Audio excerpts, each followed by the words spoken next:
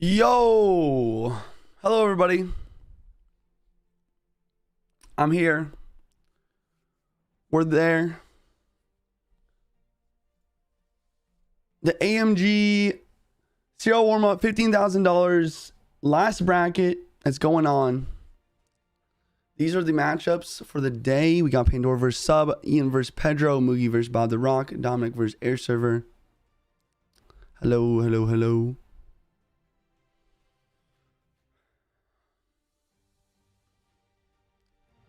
Turn the music up a little bit.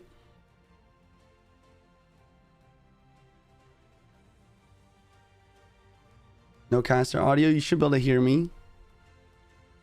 Where's Cam? Boom. Hi, everybody.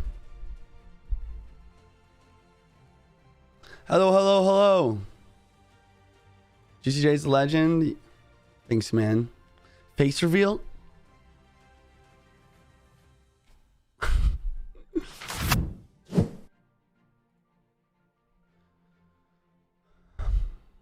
And then here are the other four matchups of the day. We got Ruben versus Betfoss, Grigo versus Muhammad Light, Morton versus Lucas, and Ta versus Tico. Who do you guys got? Who do you think's gonna win? You think Muhammad Light's gonna win? I mean, I guess the favorites are probably probably you know, the four favorites as always. I feel like there's four favorites in any competition like this. You got Muhammad Light, of course. You know, you got the 2021 world champion Moogie. I think that Lucas is always up there, and then Morton, obviously, the runner-up last year. Muhammad Light's gonna win. A lot of people think Morton's gonna win.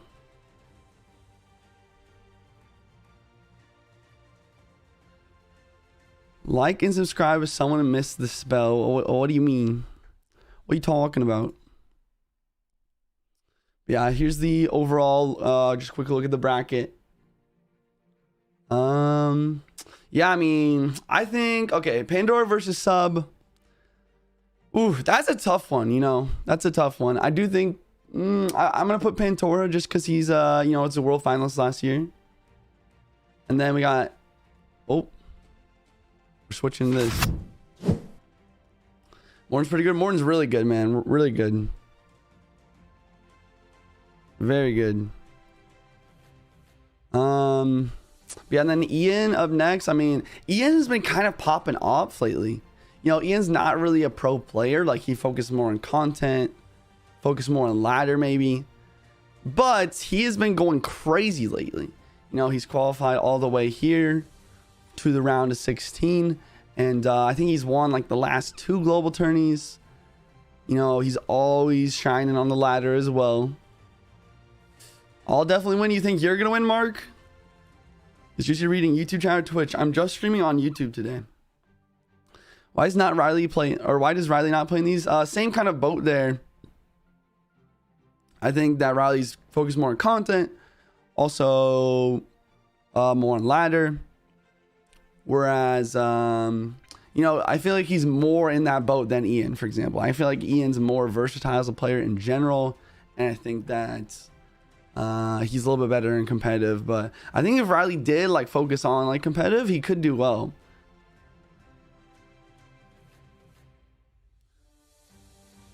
Where are you? What do you mean? We need Juicy on final? I just woke up. No, I woke up like an hour and a half ago. My voice is kind of gone though. I've been streaming like every single day, 5 to 6 hours a day. My voice is kind of gone. Can we see your war decks? Probably not right now, man. Rise one trick, kind of. When will it start? I mean, it's gonna be starting pretty soon. My guess in about 4 minutes. Usually it starts. I think it's gonna start right around 17, or I think it's, what is it? It's either 17 or 18 CET, 11 a.m. CST. Chat, it's so cold where I live. Did you see it in the finals? You guys are funny. Another look at the bracket. Okay, let's keep going with the predictions though. So my prediction is Pandora over Sub. I'm gonna try and get the whole bracket, bro. Pandora over Sub. I'm gonna pick Ian over Pedro. We're gonna pick Moogie over Bob.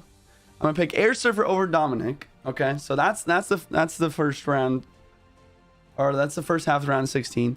And then Ruben versus Betfos. That one's tough. I think I'm gonna take Betfos though. I think we're gonna take Betfos. And then Muhammad Light versus Greco. Definitely Muhammad Light. Gotta take him. If Greco upsets Muhammad Light, I will be surprised. Morton versus Lucas. Now that is the tough one, isn't it? That's the tough one. Yo, what's up, Sandbox? Hi, Caitlin. Yeah, it's not my feet that are cold, or it's my hands, dude. I'm freezing. Yeah, I don't know though. Morton versus Lucas is gonna be interesting. What do you guys type 1 in chat for Morton, type 2 in chat for Lucas? A lot of people saying, some people are saying Morton. I think Morton's probably the move, honestly. And then Ta versus Tico. Ta versus Tico, probably gonna go Ta. I think Ta is kind of nice with it. Betfos is a dark horse in mind. Think so? If I had to pick a dark horse, I'd pick Ian. Honestly. But yeah, and I'm pretty sure we're just going over the round of 16 today. Tomorrow is going to be on Rich Slayton's channel for the final day, for the final. Juicy live on YouTube feels illegal. Lucas gonna shock. You think Lucas gonna beat Morton? Where I live in Nebraska. Ian versus Muhammad Light grand final. I mean, I could see it. Like, I could definitely see it. I feel like the right side of the bracket is kind of stacked. Am I wrong? Like, I feel like the right side of the bracket's stacked because, well, it's just because there's Lucas, Muhammad Light, and Morton all on the right side. On the left side, there's Moogie and then like Ian, I guess. I think the finals is gonna be like Muhammad Light versus Moogie. Honestly, I feel like the finals gonna be Muhammad Light versus Moogie. I'm not sure though. We'll see. I'm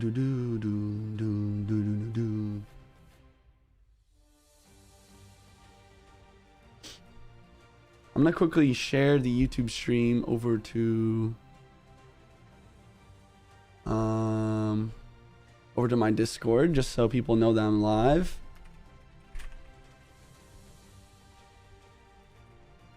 We are live on YouTube for the first day of the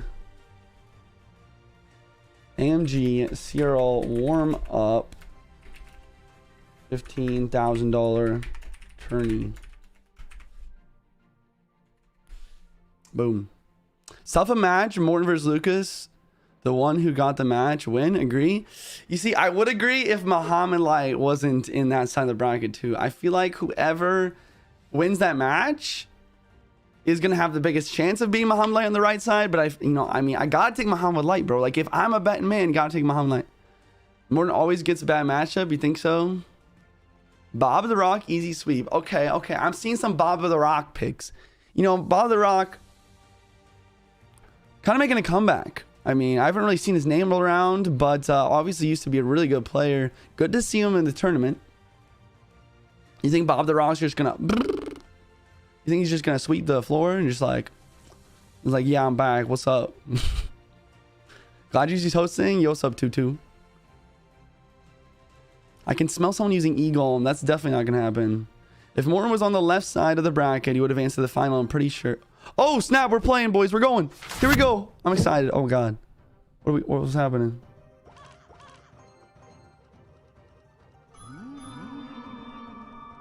Oh, there's an echo. Let me fix the echo. Okay, echo fix. We're good.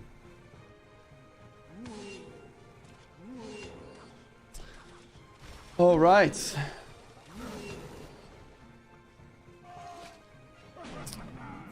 We got Pandora versus Sub. First game. Looks like Sub's using Pig's deck. Pig's potentially Mirror, but Pig's Giant Skelly. And then we got, Pandora at the bottom here. Using what looks to be maybe a Mighty Miner Control. With the Mortar, of course. Sub having arrows for guards is going to be huge, though. Arrows are the best counter guards. you prefer landscape versus portrait gameplay for YouTube Clash Royale? I actually like to watch portrait more. If there's a face cam, I kind of like landscape. But if there's no face cam, it's just gameplay, then I like the portrait. Like for casting CRL and stuff like that, I think that landscape is much better. Here comes another round of pigs. Mortar is in cycle. Mighty Miner gonna get that bomb on the left hand side, get a lot of damage. Mortar is tanking right now, not able to shoot the pigs, but it does take a shot at the guards. And Pandora delaying on the guards here to make sure that prediction arrows doesn't come through. If you guys are wondering why he waited so long for the guards, that's why. He wants to make sure that Sub doesn't go for prediction arrows there. Archer's going to drop down, but quick arrows does force out the Miner. Pig does get a shot with the Mother Witch. Mother Witch getting a lot of value versus the guards there. Miner counter pushing, Ghost to defend it just to make sure it takes 0 damage, but that's a full health Ghost that he needs to defend. Mighty Miner going to drop in the middle here. Giant Skelly in the back now. Cow Sub does have the Zappies to counter the Mighty Miner. Kind of a weird, I think, maybe a misplaced mortar placement by Pandora. He played a little bit too one tile too low. It's not going to pull a lot of these pigs, only one of them. Here comes a poison plus snowball and some guards to defend though. Very solid defense there. You got to watch out for this Giant Skelly though. Miner's going to make sure it doesn't wander off towards those archers towards the tower. And Mortar can get another nice shot here taking out that Zappy. Will he get it one more shot? No sir. Here comes a bit of a counter push. Mighty Miner is back in cycle. Arrow's going to drop on the archers. Dust is going to settle here for a second. Sub is up quite a bit of damage. But with Miner poison, it's also always able to come back. Especially when it gets later in the match. We're going to see a lot of Miner poison in the tower. Especially with that Mighty Miner for the 3-card cycle. Guard's going to drop to surround the ghosts here. Keep those guards alive and keep that Mortar alive. Mortar takes a shot. Does not hit the Zappy behind that giant skeleton. Fisherman gonna pull in this Mighty Miner potentially as well. Here comes a round of pigs. Ghost from the right hand side. Huge split lane pressure. Archers, Phoenix down on the board. Guards are trying to surround this Ghost. The pigs on the left hand side are tapping away though. Miner's gonna go down here to the Mother Witch and the Zappy, and that does spawn a pig. Poison's trying his best on the defense, but Sub just got an immaculate amount of damage. And it's not over yet. Look at that. Piggy, Fisherman locked in the tower. Fisherman for 2 shots. So much damage. Sub's playing this perfectly right now. It just doesn't seem like Pandora can deal with this split lane pressure, especially having the poison instead of a fireball for the defense. Poison just takes a little bit too long to get that damage through. Miner does drop on the Ghost. I feel like he's over defending this right hand side and under defending the left hand side, the weak side tower. We're heading into triple elixir right now. We'll see if Pandora can find a way to come back. He goes for Phoenix and back though, and the Flying Machine's going to lock onto the Mortar, and the tower's not targeting it. He goes for Mortar, he goes for Archer's High. Are we going to see some arrows? Yes, sir. Arrows drop quick, but not before the Flying Machine hits. And look at that. The Mortar locked. Is that going to be a choke from Sub? Fisherman is going to pull this in. Mortar does not get the last shot. Here comes the Miner on top of the Mother Witch, but the Fisherman stops it. This push is looking crazy on the counter push. Poison's going to do its best to slow it down and take it out. Mortar here to distract the Ghost, but the Phoenix Egg pushes the Ghost towards the tower, and that gets a hit. Phoenix the bridge, not able to kill the Flying Machine. Miner's gonna get pulled by the Fisher Boy, and that's gonna be game. You know, there was a small hope there to try and come back for Pandora, but it just wasn't enough. Sub, some solid defense. You know, letting that Mortar lock was scary, but solid defense nonetheless. And overall, the pressure was why he was able to win that game so fantastically, so easily. The opposite lane, dual lane pressure, and it's so difficult for him to defend. That's going to be a dub. GG's. That was crazy. I think Sub's a matchup. Yeah, I think Sub had a matchup there for sure. The arrows is what really got a lot of value, helping kill guards, but especially the archers. You know, I don't think it's impossible for Pandora to win that. If he played a little bit better, maybe he was a little bit more aggressive. He played really passive in the single elixir, but that's also because of how well Sub played, applying all that pressure. Phoenix is still overrated. Oh, I 100% disagree. I think Phoenix is still one of the best cards in the game, even after the third, or maybe was it the fourth nerf that it got? Like, for example, when you do play Mega Draft, Phoenix is one of the cards you want to pick right away because it's just always just solid overall, and it doesn't really have any cards that like hard counter it. Like the only card that really like hard counters the Phoenix, like Zappies or maybe the Executioner, but there's like spells to deal with stuff like that. And we're hopping in the next game. The previous decks you guys can see on the left hand side, and it is duels formatting, which means you can't repeat cards. So any of the cards you see on the left hand side of your screen, these players cannot repeat when they're going to this next game here. Pig's Bridge. Archer Queen ability is going to pop a little bit too early though. Snowball's going to push it back. Pigs do kill the Inferno Tower, and the pigs on the left hand side going to lock for one hit. So it looks like Pandora is using the kind of the, you know, the OG, not really OG, but kind of OG Archer Queen's Pigs deck that's been around for quite a while. Ever since the Archer Queen's been out, it's been around, I feel like. He's going to cycle Log and Earthquake on the left hand side just to get some chip damage in. And that's going to give him a damage lead, actually. Berry Tower going to drop down for the Hog Rider. Something we might see later in this match is Sub going for a pre-Earthquake, pre-Snowball on top of that Berry Tower to insta-kill it. Are these games warm-up? So these games are not warm-up themselves, but the tournament itself is called the CRL warm-up. So if you're a little bit confused, that's what it's about.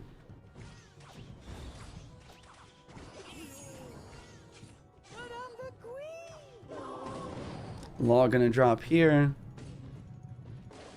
This is an actual battle match, guys. An actual battle match.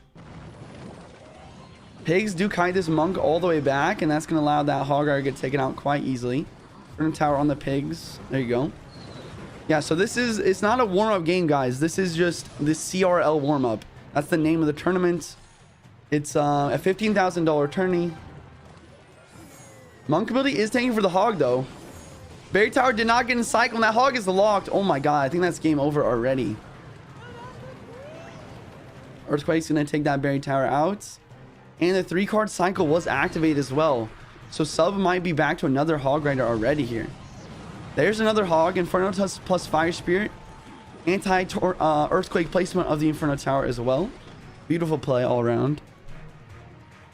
Is it duel? Yes, yes. This is the best of 3 duels, guys. Sub is up 1 game in the duel.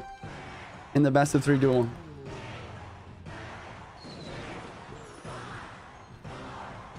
You know, I was thinking that Pandora might have the matchup here because of the Berry Tower.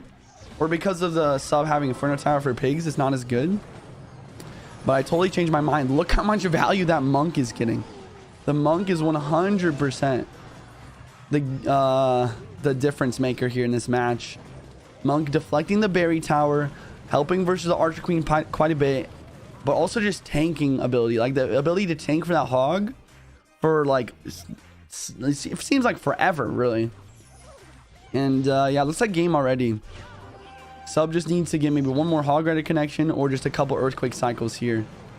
Here comes 1 Hog, and here comes the Earthquake as well. Pre-Snowball on to the Goblins.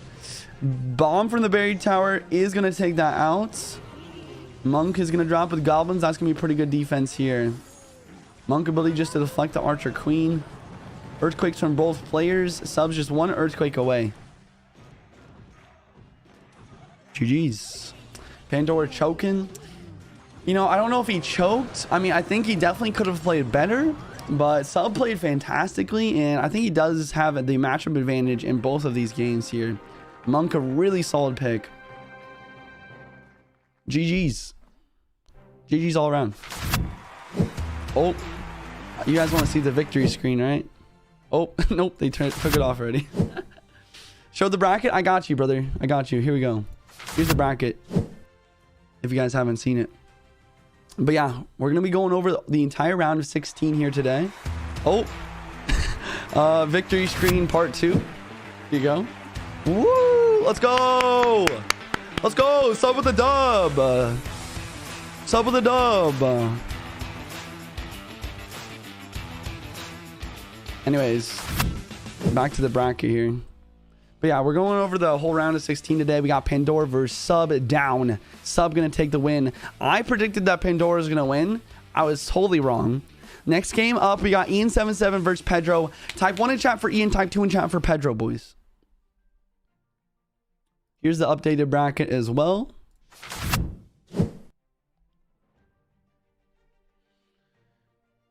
Pedro 31-0 in global tourney. That's true. Pedro's definitely a good player, but Ian won the last viewer tourney, or not viewer tourney, global tourney.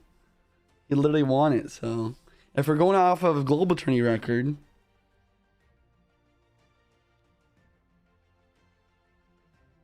a lot of people saying one. A lot of people believing in Ian. It's hogging time. There's no way this guy said it's hogging time. Muhammad will win. Yeah, I mean, we're not talking about who's going to win the thing overall. We're just talking about who's going to win this upcoming match. Did you get a reward for watching this? No, there's no drops enabled or anything like that.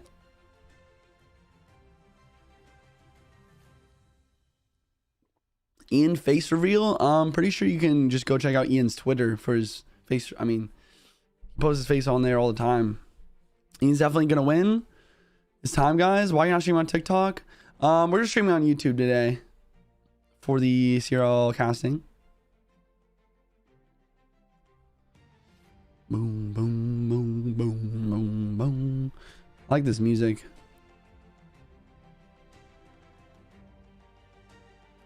It's time. It's hogging time. Why are you not streaming on TikTok? Just YouTube today, man. Think of Double Minor Poison. I think Double Minor Poison is a really good deck. I mean, Mighty Miner for the 3-card cycle. One of the best cards for the 3-card cycle because it stays alive for so long. It's because it's slow, and you can also switch lanes if he ever gets in danger. And Minor Poison OP. Pedro's the underdog, but I believe. We'll see. Riley in this tournament? No. Love from India? Yo, what's up, man? Are you going to stream on Twitch later? Yeah, I'm probably going to stream on Twitch for my regular stream.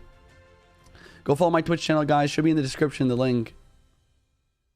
We're probably going to go play some top ladder. I want to push up. I think Minor Poison is definitely the best deck in like today's meta. I'm trying to get better at it.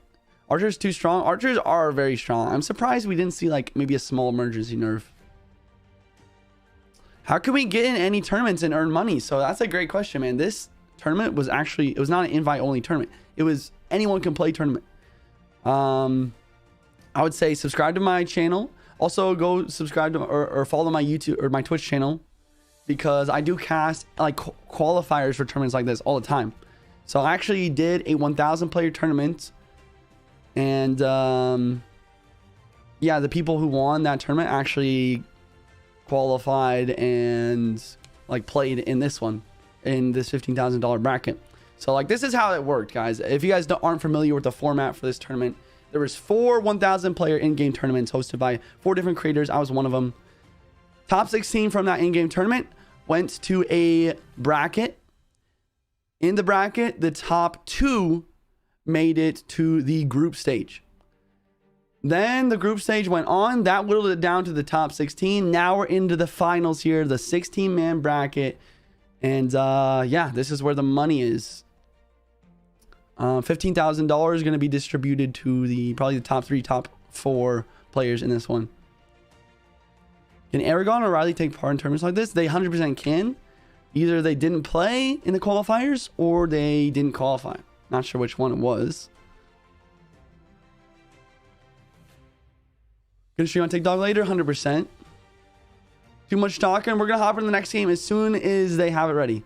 I'm not in charge of like getting the games ready and stuff like that, or like showing them anything like that. But once it's ready, as soon as I can show it to you guys, I'm gonna show it to y'all. In the meantime, got any questions, got any predictions, drop in the chat. Love to talk to you guys about the tournament. Only 15,000 a broking. I mean, $15,000. I mean, obviously nothing compared to the $1 million prize pool for the CRL World Finals. But I mean, this is just the CRL warm up. I mean, $15,000 is still a lot of money. If this is how you get CRL Spectator badge, no. You have to watch CRL World Finals to get that, I believe. You're the best CR player? Thanks, bro. When will you be in a tournament? So I actually quit playing professionally back in like 2020 when I was 18 years old. I played professionally from my 15 years old up to 18 years old. Is there any case where the caster also played in the tourney? I don't think that's ever happened before. Why didn't qualify? Yeah, so I stopped playing professional Clash Royale, guys, back in 2020. Mainly because I just wanted to focus on content creation. And also, I really enjoy casting. Like, casting is a lot of fun. It's one of my passions of mine. I think, you know, I like to make games exciting for you guys. And I also like to give you guys an insight of what the players are thinking during the match. I feel like being like an ex-pro and also like still currently good at the game, that allows me to kind of bring that forward for you guys. Because when it gets in the nitty gritty of the match, I can point out to like prediction plays, like prediction plays. I can point out like certain placements and like why the players are doing certain things. So you guys can learn from the players at a higher level, but also so you guys can understand exactly what's going on in the match and who's winning, who's losing, stuff like that. How can I qualify here? I would join up on the CRL Esports Discord. And if there's any like Clash Royale tournaments going on, usually they're going to be in there. What's your Twitch name? I can't find it. JuicyJ_CR is my Twitch name. Are you Gold Knight Sun? Unfortunately not. Splash Art OP for CRL tournaments. Splash Art is actually really bad in the current meta because of the Goblins and Archers buff. Goblins and Archers, two of the best counters to Graveyard. If you are going to use if you are going to use Graveyard in this meta, you have to use arrows to basically counteract those. All right, we are going to be hopping into the next game here, guys. Ta versus Tico. Oh, so apparently we're not going to be going down the list of the bracket. We're going to go and do Ta versus Tico for game 2 here, this bracket. Going to the right side of the bracket this time. Tico with what looks to be a Lava Hound deck. Ta kind of laughing a little bit. It seems like he's in his element. He needs something to distract this Inferno Dragon. He does go for some goblins. Pull that back. Maybe get some goblins damage here. So yeah, so Tico with the Lava Hound versus Ta with what looks to be Hog Earthquake. Now, oh, a little lag there. I think we're good though. Now Ta is doing a lot of damage here, but I would say Tico does have the matchup advantage. And you guys might be wondering, well, obviously Ta's winning. Why do you say that? Actually, I would say Tico is winning in this moment because, as you can see here, Archer Queen is the only counter to these air units. And you can only have one Archer Queen on the map at a time. That being said, Ta is doing quite well to try and mitigate the damage here. But the Fireball is going to drop, wipe out that Archer Queen, and these Lava Pups are going to take this tower down. And, you know, this is the difference maker in the match. You know, Ta can apply a lot of pressure. You can try and connect to the towers with quick Hog Riders to you know, punish when the Lava Hound drops in the back. But, as you can see here, Tico can easily defend the Hog Riders, whereas Ta cannot easily defend against these Lava Hounds. Most of the time, with a quick cycle hog deck like this, you need multiple glass cannons. Like multiple musketeers are usually the best example to help versus the Lava Hound pushes. But the Archer Queen is a champion, so you can only have one of them down at a time. And because of that, it's very difficult to defend a big air-based push. He's going to try and pressure here. Here goes the Giant Skelly and the Log. Hog is going to make the tower for maybe one hit. Ooh. Ice Spear plus Giant Skelly does take the Skelly Dragons out. That's definitely really important. The Archer Queen is getting taken out right now for these Barbs and the Inferno Dragon. Ta's doing a great job of... Oh! Oh my god! The Giant Skelly made it to the tower! Oh my god, that could be the difference maker. Giant Skelly to tank. Inferno. Does get stopped by the Ice Spirit. Here comes the lava at the bridge. Arch Queen's doing its best. Here comes the Hog Rider now. Tombstone to pull. Where's the log? There goes the log to take the tombstone out. Giant Skelly not making it to the tower. Barb's in the pocket. Hog makes it to the tower for one hit. Here comes the balloon. He needs the berry tower to pull the balloon back. He does get it. Wow, this defense from Ta is immaculate. Giant Skelly and the bomb tower bomb gonna take everything out. Wow. Inferno Dragon predicting a Hog Rider. Here comes the Hog. Giant Skelly middle of the tank. Ice Spirit to try and freeze up the Inferno Drag. It doesn't freeze it up. Barb's drop. Hog does not get a hit. Here comes the counter push. How can Ta defend? He goes for the Archer Queen. He's out of elixir, chat. The Archer Queen ability. The Goblins are trying to distract. He doesn't have enough for the berry tower. That's going to be game. Tico's going to take game 1. Wow. I mean, I thought Ta was going to clutch it. Like, that was actually crazy. He's playing so well there. Unfortunately, he could not get the Hog to the tower at the end there. Maybe if the Ice Spirit dropped and did connect to that Inferno Dragon, he could have got that Hog connection. It just wasn't enough, though. It was a beautiful game from both players. I think Ta definitely played better, but unfortunately, not having that matchup advantage. So Lava Hound and Hog Rider off the board for the game 2 here. It is going to be duels formatting, as you guys know. So that means none of the cards that were played can be repeated.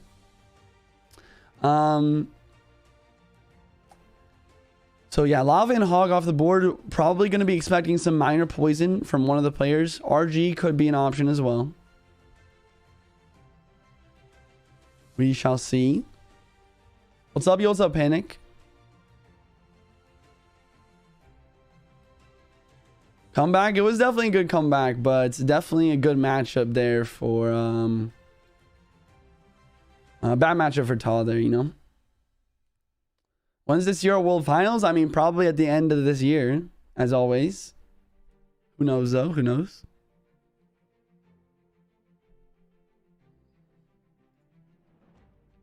Probably gonna have to time out the people that are spamming, guys.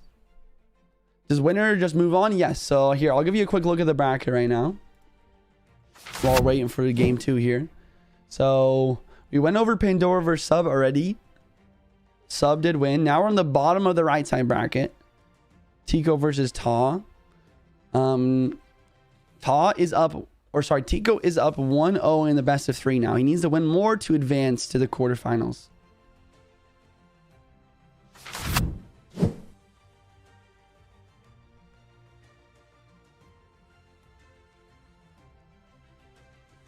And what days are you doing stream on Twitch, YouTube, TikTok? I stream every single day on my Twitch and TikTok channel around 1 p.m. Central Time every single day. I do take Sundays off. And I always stream on YouTube whenever there's a casting like job for me. So whenever there's like a tournament like this, I do stream it on my YouTube channel.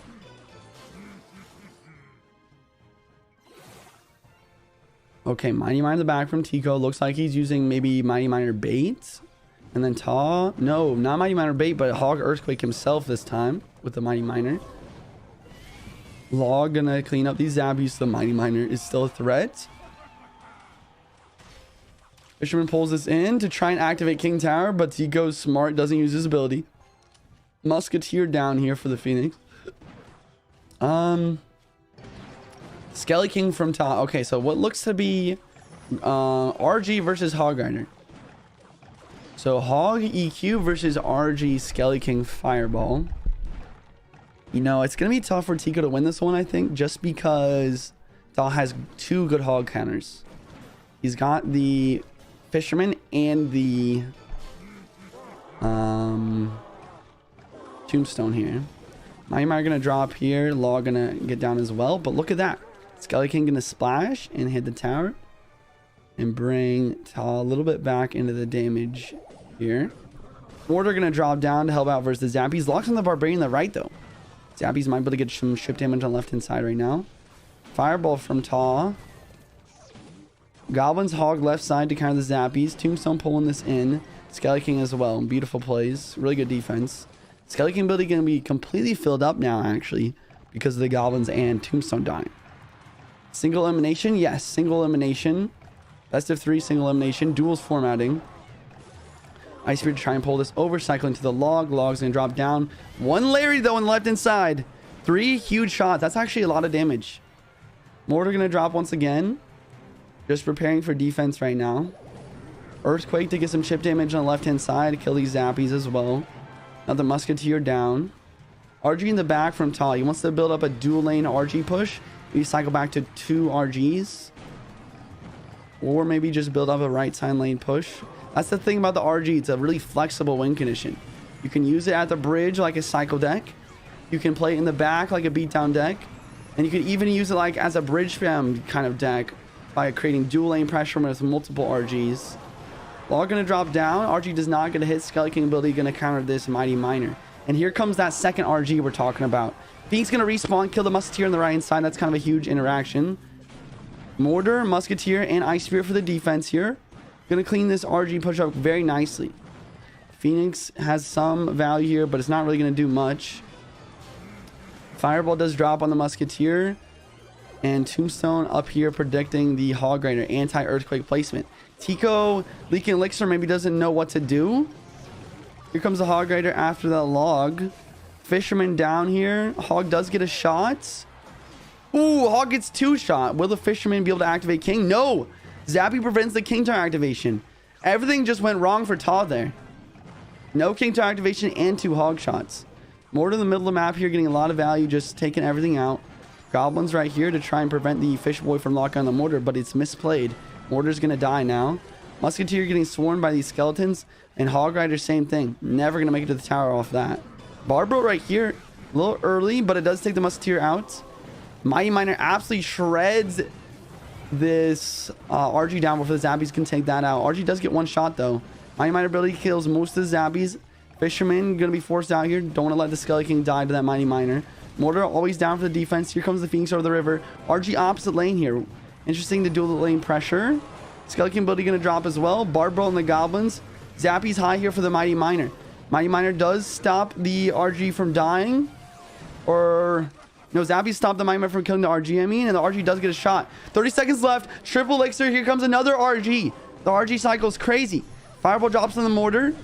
Barbro onto the Goblins. Skelly King prevent the Musketeer from hitting. Fisherman pulls in the Musketeer. RG's locked on for 1. 2 shots. Mortar tries to push that RG back, but not before it gets that 2 shots. Only 12 seconds left now.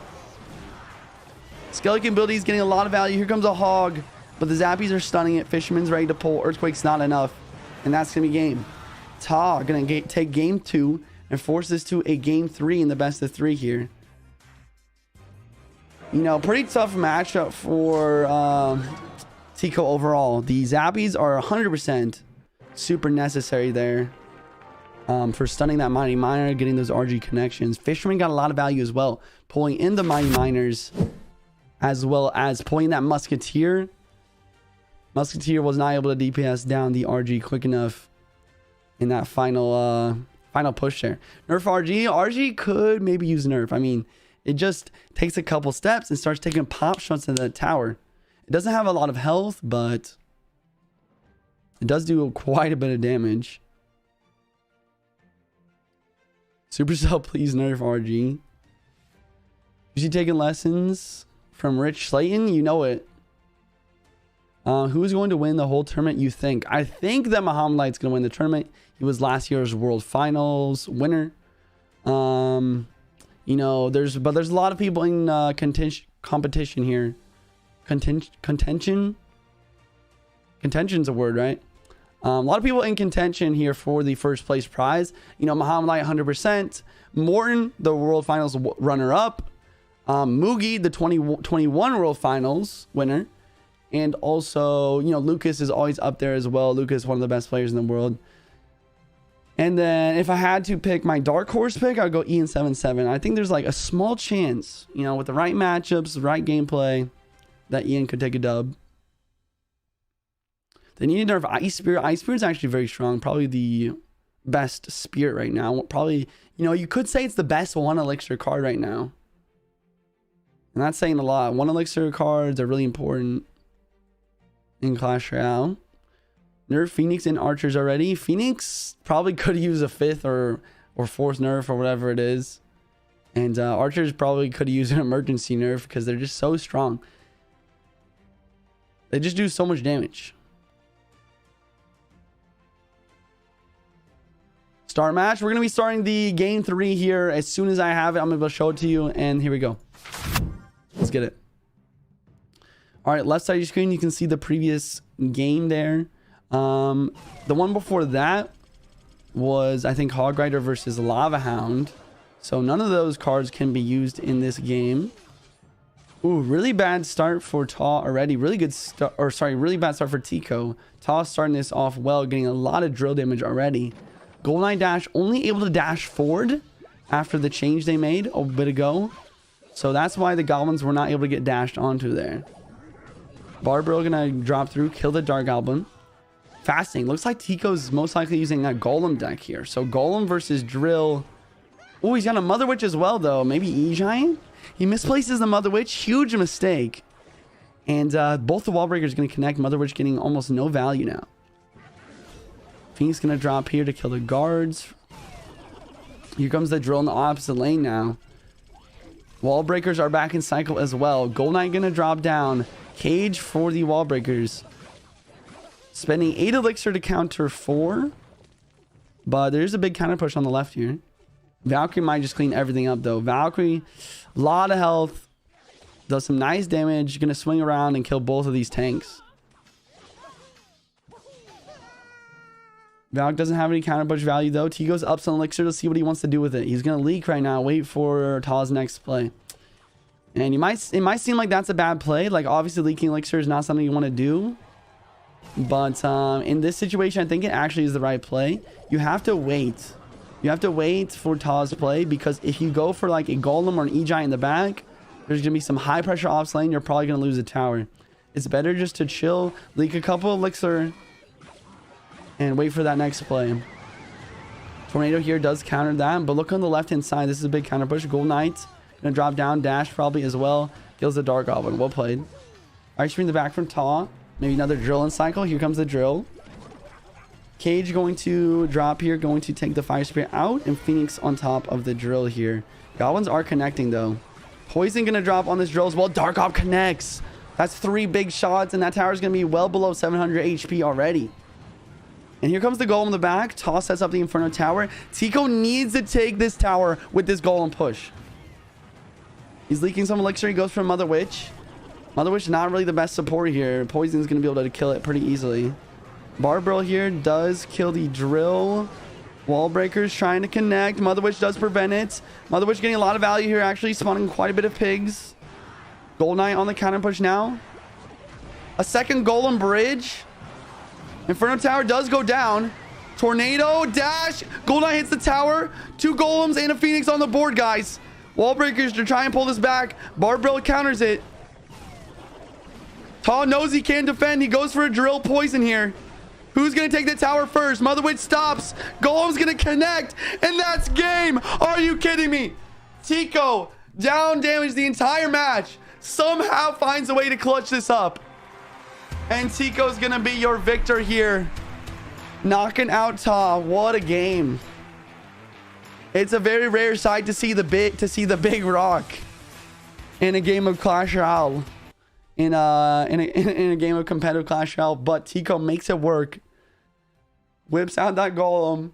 Says, you know, I don't care if you got an Inferno Tower. I have 2 Golems. And he takes the tower just barely before the drill poison can take it. What a game. That's wild. That is wild. I'm kind of speechless after that. The Mother Witch there was actually kind of clutch. I was kind of like talking some crap for the Mother Witch there. But the Mother Witch absolutely clutched that game there. The Mother Witch, if you guys didn't see, it killed the Goblin Drill on that one push. Killed the Wall Breakers, spawned a bunch of pigs. The pigs actually helped take the Inferno Tower out. And then that's how that first Golem was able to survive as long as it did. Mother Witch got the dub. Mother Witch actually was kind of the MVP in that match. Rip Taw to aggro, trying to finish the game early by pushing into the Golem. Yeah, the other thing is I think he played poorly in the aspect as well. If you guys notice what he did there, he played the Inferno Tower early, and then he started spamming to try and take the tower. You got to choose one or the other. I think you got to go for the spam or just set up for defense. What he did was he went Inferno Tower first, then spam. And then the Inferno Tower ended up dead before it could get any value. By the time the Golem push came through, because of the drill pressure, the Inferno Tower is basically completely gone. So it's just like a macro ID mistake. It wasn't like a micro misplay where like it was no misplacement or something, but it was a macro misplay, poor strategy in the matchup. Because I think he didn't realize that the Goblin Drill was going to pull the Golem back, and that made it so his Inferno Tower, that 5 elixir investment, got basically no value. All right, we are going to be hopping the next game. We have Moogie versus Bob the Rock here. Left side of your brackets. Moogie is probably the favorite here on the left side of the brackets. Looks to be using either RG, Skelly King, or Graveyard. Most likely going to be RG, though. Bob the Rock, which looks to be like a double miner poison deck. Oh, no. Skelly Drag's going to drop here. So, not going to be Graveyard or RG. It's going to be a Lava Hound. So, Lava Hound Arrows versus Bob the Rock using this Mighty Miner poison deck. Poison going to drop on the Skelly Drags. I like the Lava Hound Bridge idea here from Moogie just because the archers are not in cycle at all. And if Bob the Rock does find a way to cycle back to the archers, he has arrows in cycle for it. Inferno Dragon at the bridge here. Bro, Moogie looks way too calm right now. Like, he's playing with one hand. He's just reclined, relaxed. Mine to the back of the tower. Going to allow the Lava Pups and the Inferno Dragon to lock. Ice Spirit does stop the Inferno Dragon. Arrow's going to drop on the archers here. And Bob the Rock's upset. He knows he's got a kind of a difficult matchup ahead of him here. And he knows that the start here is pretty awful as well. Mighty Miner ability does help kill the Skelly Dragons decently. Skelly King going to pop the ability now, though. And Bob the Rock's out of elixir. And that's going to be game 1 down already. Archer's trying to survive, though. To prevent the King Tower, the 3 crown. Moogie OP, Moogie OP. Really good deck pick. You know, I've talked about it a lot over the last year. I think if the Moogie has one shortcoming in Clash Royale, it's his deck picks. But when he gets a good when he gets a good deck pick like this, you know the game's gonna be over. I didn't really mention it, but Bob the Rock actually misplacing his mortar here, not hitting the tower whatsoever. Lava in pocket here with the flying machine. Poison gonna drop down. Arrow's going to kill all of the archers, though. Bob the Rock's trying to cycle back to another round of archers. It looks like he's just going to give up here, though. Realizes he's lost. He's going to just let Moogie take the 3 crown here, and he's going to hop in the next game and try and make the comeback here. It is the best of 3, so he does have a chance. But yeah, going along with what I was trying to say, though, you know, Moogie's one of the most talented Clash Royale players in the game. When it comes to his micro game play and also just like just watching him play in general, it's just like a work of art. It's crazy. He kind of goes toe to toe. He might be even a little bit better than Muhammad Light when it comes to just that kind of perfect gameplay, in my opinion anyways. But what he does struggle with the most is the matchups. It seems like he does struggle to get a good matchup, but as we see here, good matchup, easy dub versus Bob the Rock. Moogie's going to take a game 1. Bob the Rock needs to take 2 wins here versus the 2021 world champ if he wants to continue on in the bracket. Bad matchup against Moogie. You're done, mate. Yep. Basically. Moogie, please win this tournament. Or Morton. Seen some people rooting for the Moogie. Love to see it. Do you think Molite will win? I mean, if I was a betting man, I would say Molite will win. You know, I think that if there's any tournament where Molite might not win, though, it might be this one, though. Because there's a lot of GOATs. There's a lot of world finalists. Or there's a lot of world champions actually playing this tournament. Moogie, the 2021 world champion. Ruben, the 2020 world champion. You got Morton, the runner-up of last year's World Championship. Also like a 4 times world finalist, 4 or 5 times now, I think.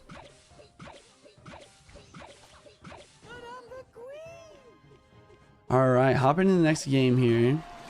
Trying to think, what is the matchup? We got Moogie with looks to be drill wall breakers with Bob the Rock with the Royal Giant. Bob the Rock going towards his comfort deck here. Bob the Rock is a good Royal Giant player. And Moogie having this drill deck with the Inferno Tower. I mean, trying to think of who has matchup.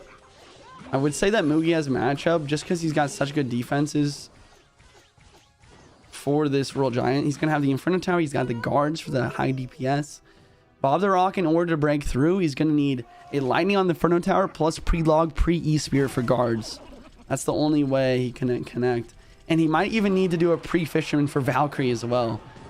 You know, it's not impossible for him to win. It's just going to take some finagling, I'll say. What just happened?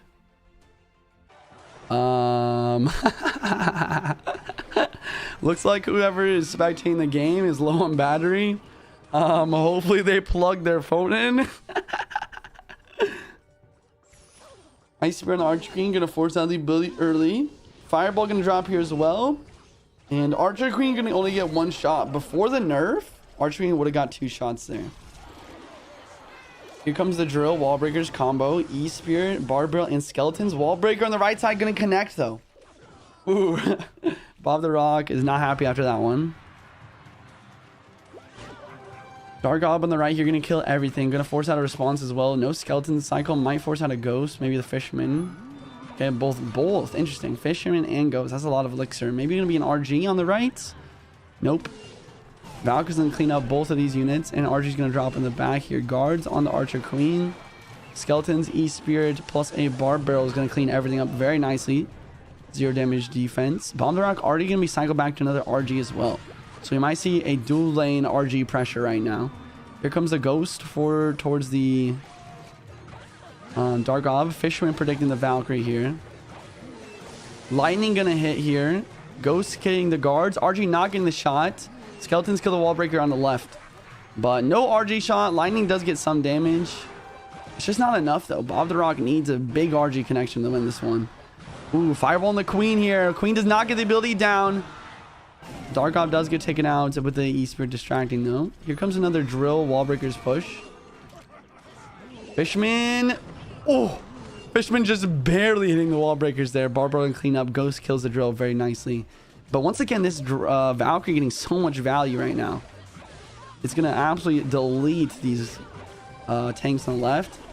And Inferno Tower not even necessary here. Guards plus Dark Goblin, so much damage. Absolutely obliterating the Royal Giant. Queen ability does stop the wall breakers, but the Dark Gob connecting there is huge. Ice Spear here prevents the Fisherman from getting any damage. Guards on the Archer Queen here. Valkyrie here on defense, but he's out of elixir. This RG is really nicely timed. Ooh, Lightning kills the Dark Goblin. Ice Spear here as well. Wall breakers the right side. One does connect. And this is a kind of even game. Bob the Rock adjusting in his chair here. Trying to get comfortable as we head into triple elixir. Here comes the drill. Ghost is down to defend it. Fisherman placed up high here, predicting wall breakers. Wall breakers don't drop down. Fireball drops down instead, getting some nice damage. Valkyrie here. Gonna clean up the right hand side. Here comes the RG Ghost on the left. Ghost predicting these guards. Oh my gosh, what a play. RG does not lock. Inferno Tower is gonna drop on the defense. Bob Dark's trying his best. Goblin not gonna connect. Valkyrie on the Barbarian. RG does not connect with that Inferno Tower. Here comes another Royal Giant though. Archer Queen ability early to try and DPS everything down. Goes to the bridge. E-Spirit as well. Fireball hits everything. RG gets 1 hit. Not gonna get the second one. Ghost still a threat. Ice Spirit gonna drop. Ghost gonna go invis right now. RG at the bridge. Ghost is distracting the Inferno Tower. Guards drop. Lightning on the tower. E-Spirit prevents the wall breaker connection. RG gets the hit before the Ice Spirit can jump. Bob the Rock's in the damage lead. Moogie's got 8 seconds to try and get it back. Ghost on the defense versus the drill. Wall breakers going through. Fireball gonna drop. Goblins do not connect. Lightning hits. It does not hit, but that is gonna be game. Bob the Rock gonna stay alive. Going to his comfort in the RG. Taking the dub versus Mugi in game 2 by 44 HP. Takes a deep breath. He knows he's got to do it again. He knows he needs to take the 2021 world champion down one more time if he wants to survive and continue on in this bracket. That was wild. What a game. I can't believe he won that. I thought Mugi was going to win that. Barbarrel was actually pretty clutch. Like Log, I think wouldn't have been as good because the Barbarrel like was able to help versus the guards quite a bit more. And also distracting. Front of towers also like force out more elixir. Why don't you participate in these tournaments? I just enjoy casting and creating content more.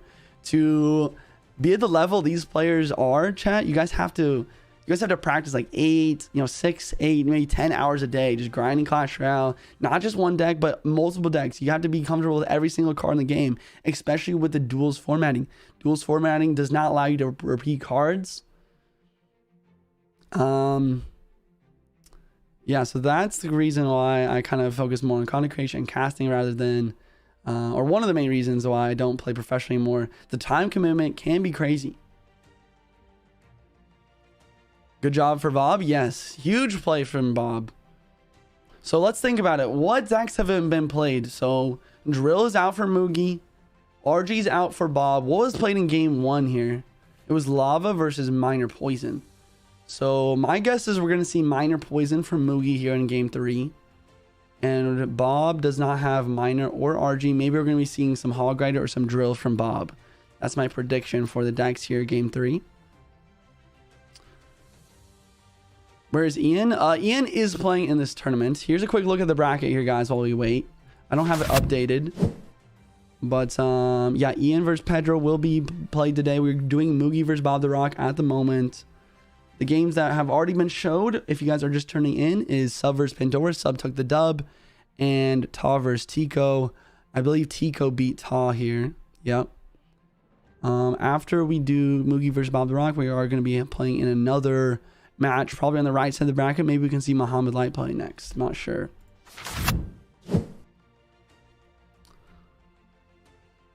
Keep with the good content. Always will, man. Shout outs or quick kind of along the line, gonna a quick shout out, guys. Remember to use creator code JuicyJ. It's just my name without the CR. Just pop this code in the item shop for any Supercell game, and it gives me a percentage of what you spend without any cost to you. Make sure to subscribe to the channel as well.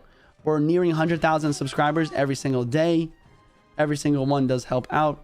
I post daily content on my YouTube channel. Also have daily streams on my Twitch and TikTok channels as well. So if you guys are enjoying, drop a follow, drop a sub. Thanks for watching, boys. All right, so we're heading into game 3 here, guys. All the marbles right now. Whoever wins this game of Clash Royale is going to continue on. Bob the Rock with the Recruits Pigs versus Mugi with what looks to be E-Giant. Bob the Rock starting this game off really well. Huge Recruits connection. Huge Pigs connection. And this might be game over already. And this is what I was talking about before. Mugi's a great player, but he just struggles to get good matchups. This is a pretty tough matchup for Mugi. Mainly because he has the archers instead of the berry tower. Or sorry, the bomber. Bob the Rock is going to have arrows most likely for the archers. And not having the bomber means like basically no splash damage at all. To help versus recruits, zappies, and pigs and the like. Cage plus zappies is going to be super good defense versus the E-Giant as well. Yeah, it's going to take a miracle really for Mugi to come back, but he is a miracle maker. Oh, these archers are so bad. Oh, okay. Gold Knight does dash, and the Barbarrel does prevent the Gold Knight from dashing. Okay, that was scary though. Archers were looking like a very nice prong for the Gold Knight dash for Bob there. Bob not going to get the dash off though. Phoenix here just a tank for the flying machine. Here comes the pigs. The cannon's placed a little bit early, though. Tornado's going to be forced to drop down. And no king tower activation. That's a mistake, I think. I think you have to tornado the pigs to the king tower there. I mean, a decent defense. Pigs, though, get a little bit of ship damage, though. Gold Knight in the back from Bob. Gold Knight in back from Moogie. E-Giant pushing here as well. Recruits down to apply pressure off lane and help versus the defense. Phoenix on top of the Gold Knight here. Zappies here as well. Barbarell plus Dash going to clean up the Zappies very easily. Archers to help out on the defense on the right hand side. E-Giant's still pretty tanky. Lightning maybe going to be saved up here. No, he goes for a tornado. Kind of a bad tornado in my opinion. If you went for lightning, the Gold Knight could have got a lot of damage. Speaking of a lot of damage though, the E-Giant is locked. Arrows are going to be dropped here. The recruits, a big misplay, I think, from Bob. Those recruits did not help him out at all. And here comes another push. And I think this is going to be game over. Gold Knight not dashing for Bob. He kind of just gives up here. E-Giant connects. Good game. You know, I mean, I do think that Bob had a decent matchup there. But like I said, Moogie, the miracle worker, not always getting the good matchup, but he is always playing extremely well. Gonna take the dub here versus Bob in game 3. Bob's gonna be out. Moogie advances. GG's, well played. All right, here's the updated bracket, guys. Tico advanced. Moogie advanced. Calsub advanced. I think we are going to be seeing either Ruben versus Betfoss or Greco versus Muhammad Light for the next match here on the top right. To see another quarterfinalist. We'll see, though. GG's to Moogie. Very OP. Very OP. Let's go. Sadly, the recruits don't help against E-Giant. It's mainly Zappies in the cage. 100%, yeah. Yeah, he definitely needs to... I don't know. Yeah, I mean, I guess that's the question. Did Balderock even get a cage down for defense versus that E-Giant push? I think he did, but it got taken out really easily, really quickly by the Phoenix, I think. My heart stopped for a second. Why is that? Recruits was a bad play? Yeah, the recruits were definitely the losing play there, I think. They did not really help out too much versus the defense. Equals goated commentator. Yo, what's up, Phoenix? How you doing, man? Boom. Alright, doesn't play calm. That's true. There must have been a misplay there. Yeah, it was the recruits. Like, you play recruits to the bridge when the E-Giant still had a lot of health. Not sure why he did that, but he definitely needed something on the E-Giant. Maybe even playing the recruits on the E-Giant would have been better. But then he was kind of forced to go like snowball arrows on the E-Giant, and it was kind of game over.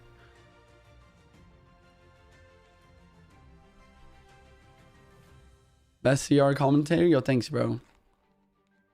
Next match versus, let me go and check the Discord. Oh, nope. We're into it already. Don't have to check. And yeah, looks like I was right. We are going to be seeing Muhammad Light up next. Muhammad Light versus Greco. Game 1. The GOAT himself, Muhammad Light, gracing us with his gameplay here today. Always love to see him play. He's always, you know, he's just a cracked gamer, you know. So, Greco at the bottom here. Looks to be Lava Hound versus Muhammad Light with Hog Earthquake.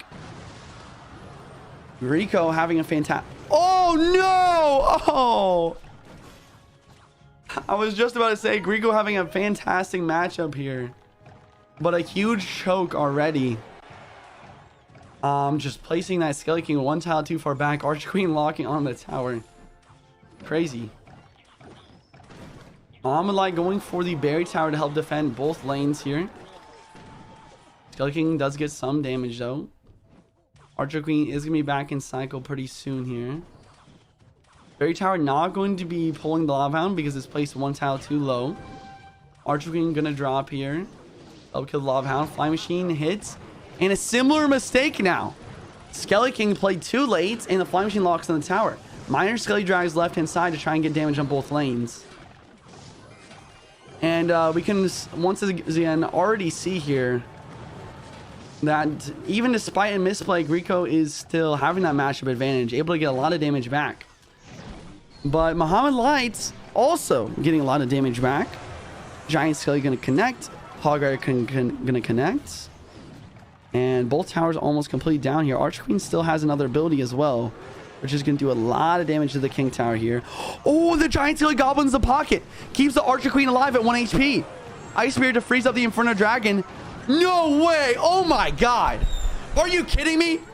Oh my god. What? Muhammad Light 3 crowning with Hog Rider Earthquake in single elixir, I think it was. I don't even think that double elixir even hit yet. What did I just watch? That was one of the quickest games of Clash Royale I've ever seen. Oh, like what? The Archer Queen ability the last second, the Lava Hound in the back, and the immediate punish. Goblin, or like literally Giant Skeleton Goblin's pocket. I don't even know what to say, dude. Like, that was crazy. I mean, obviously, Greco did not play very well. Like, just a misplaced Skelly King. Maybe the lava in the pocket, or like back there, just wasn't the right play. The Archer Queen's still alive. Like, I don't even know, man. That was crazy. That's why he's a GOAT. He's a GOAT. I mean, I don't think you guys understand how bad that matchup is for Hog Rider. Literally, only the Archer Queen for air defense. Literally, Greco's deck is all air. Like, it's just, wow. I can't believe he just made, he made it look easy. He couldn't defend, so he went all in. So smart. Yeah, 100% very smart play. Wild. I see a lot of people hating on Greco. I don't think you guys get it. Like, Greco's a really good player. You know, he made one mistake in that match, 100%. But I really think it was like Muhammad Light playing so well. I think he just made it look easy, you know? All right, here we go, guys. Next game. Game 2, Muhammad Light versus Greco. Let's see if Greco can redeem himself. Here comes the Hog Rider. Ooh, and a minion horde going to drop from Mo. That's not something you want to see as a Hog Rider player. A lot of the time, not a lot of counters from minion horde. Mighty Miner plus ability here does clean up absolutely everything, though. Well played on that. Mighty Miner going to be a solid counter to the minion horde, actually. So that's good to see. Archers drop in the middle here to counter the Mighty Miner. Another Mighty Miner ability trying to kill the archers here. Not going to take out both of them with the ability, but Mighty Miner does clean up the second one on his own. Mortar here at the bridge from Greco. Skelly King to distract and a Flying Machine to snipe here from Mo. Ice Spirit here to full defend the Flying Machine, and here comes a Hog Rider. Minion Horde down once again. Placed very early here. Gonna prevent the Hog Rider from hitting this time. Mighty Miner, is it back in cycle? No. Goes for a Phoenix instead. He's gonna kill this Minion Horde quite well, and the egg does survive as well. Baby Phoenix gonna respawn now. Mortar the bridge with the Baby Phoenix to try and apply some pressure. Miner in the ops lane just to tank that mortar once again. And Archers here to snipe the Baby Phoenix and maybe take out the mortar as well. Mortar is going to get one shot on the Archers here. Miner's not in cycle to help apply some pressure, keep them alive. Ice Spirit ops lane plus another Hog Rider. Beautiful pressure from Greco right now. Just dual lane pressure. Muhammad Light is defending with the mortar though, and the mortar gets the shot at the same time. Flying Machine going to drop down low here. Take this Flying Machine out. What do you guys think about the matchup here? I mean, part of me wants to say that Greco has matchup just because he's got Phoenix for Flying Machine. He's got Mighty Miner for the Minion Horde. He's got Earthquake for the Mortar in the mirror match of the Mortar itself. Mortar not able to get the shot though. Here comes the Hog Rider. Skelly King is going to drop here to help take that out as well. And a Mortar at the bridge from Greco. That's an interesting play. Flying Machine going to snipe that out pretty easily actually. Ooh, but the Mortar does get a shot. Phoenix going to drop onto the Flying Machine. Goblins surround on the Skeleton King here. Arrows from Mo here to try and kill the Goblins. But Phoenix plus Log cleans everything up. And here comes another Mortar. Archers split here to distract the Mortar. And a Mortar from Mo as well to try and take this out and to go aggressive as well. Flying Machine is going to help kill the Mortar and the Phoenix here. Archer going to kill the Phoenix actually by herself on the left there. Ice Spirit to make sure that doesn't lock on. But here comes the mini horde of the ops lane, and the Mighty Miner's not in cycle, guys. Oh, this looks like it could be game. Wow. Log gonna try and kill the Skelly King ability. Ice Spirit really nicely played there to kill a majority of the minion horde. But the miner and the minion does connect for quite a bit, and Mo in the driver's seat here now going forward. Up so much damage. That was crazy.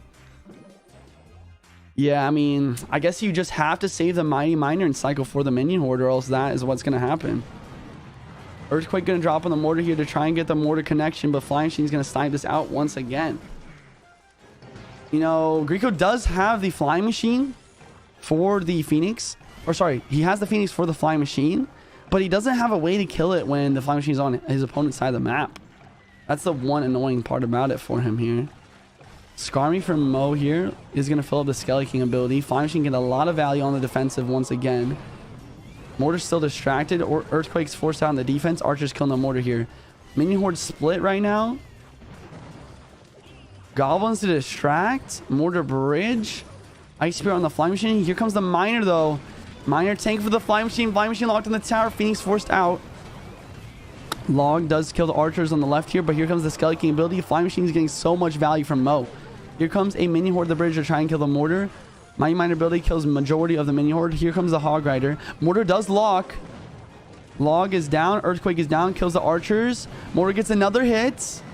Greco's trying to connect here to make the comeback. Here comes another mortar. Skelly King at the bridge. Here comes another Hog Rider. Flying Machine getting a lot of value. Pre-log for Skeleton Army. Not going to hit. Mortar to distract. Earthquake down from Greco, trying to get some chip damage in. Mortar not going to get a shot, though. Goblins do not pick up the Miner. Skeleton swarming on the right side. Log does come through. Pre-arrows for Goblin surround. Skeleton connects, and that's going to be game. Greco a little bit upset over the loss here, covering his face. Mo, cool and calm and collected, as always. Taking the 2-0 sweep in the best of 3. GG's. GG's. Mo gonna be your victor. Gonna be advancing. No surprise there. Well played, sir. Well played. No arrows made Greco struggle. 100%. The archers got a lot of value as well from Muhammad in the matchup as well. The only way to really kill them on the opposing side of the map is to go Earthquake Log, and that's committing 5 elixir for a 3 elixir unit. Not to mention Mo can split the archers as well, which makes it even more difficult to justify an Earthquake Log to kill like 1 archer. Here's a look at the updated bracket, guys. Mo, Sub, Mugi, and Tico advancing here.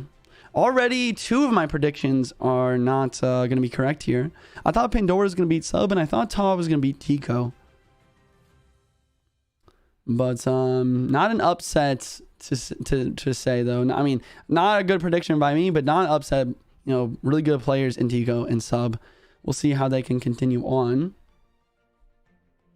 Let's see. I'm going to try and figure out who's playing next.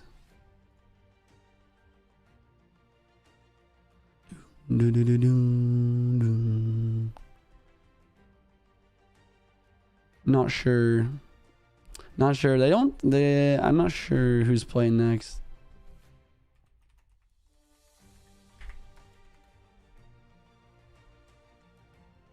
We need Ian. I want to watch Ian to play too, actually. I really want to watch Ian play. He's my dark horse pick for this one.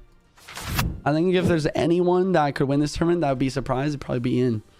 Online is #1 player, 100%.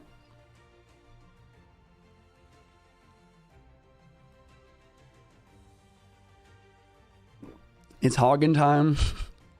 Everyone in the chat wants to watch Ian. It makes sense. We are streaming on YouTube right now. Speaking of that, guys, make sure you guys drop a sub on the channel, guys. I post videos every single day, Clash Royale content, top ladder, you know, competitive stuff. You guys should enjoy it. Let's go and hop into it. It's gonna be Ian versus Pedro here, game 1. Fire Spear Bridge from Ian, Log coming from Ian as well. Skeletons distract and a snowball from Pedro. Even up in damage completely. Pigs plus Earthquake here gets countered pretty easily by the Berry Tower. And Ian here predicting the prediction Earthquake from Pedro with an anti-Earthquake cannon placement using the Skeletons to push the Hog Rider over. So, Pigs versus Hog Rider right now. Both have Earthquake. Both have Archer Queen most likely. It's tough to say. I mean, I want to say that Pedro has the matchup just because he has Earthquake for the cannon, which is much better than Earthquake for a Berry Tower. Cannon has a much less HP. And also, Berry Tower is probably the best counter to roll hogs. Ian going for the Archer Queen plus cannon combo to kill the Hog Rider here. Pedro is in the damage lead currently because of that snowball connection earlier. Archer Queen versus Giant Skelly here. Can take that out pretty easily. Giant Skelly is also kind of a big thing here for Pedro. A Giant Skelly Hog Rider push with a pre-Earthquake for a cannon can be very difficult.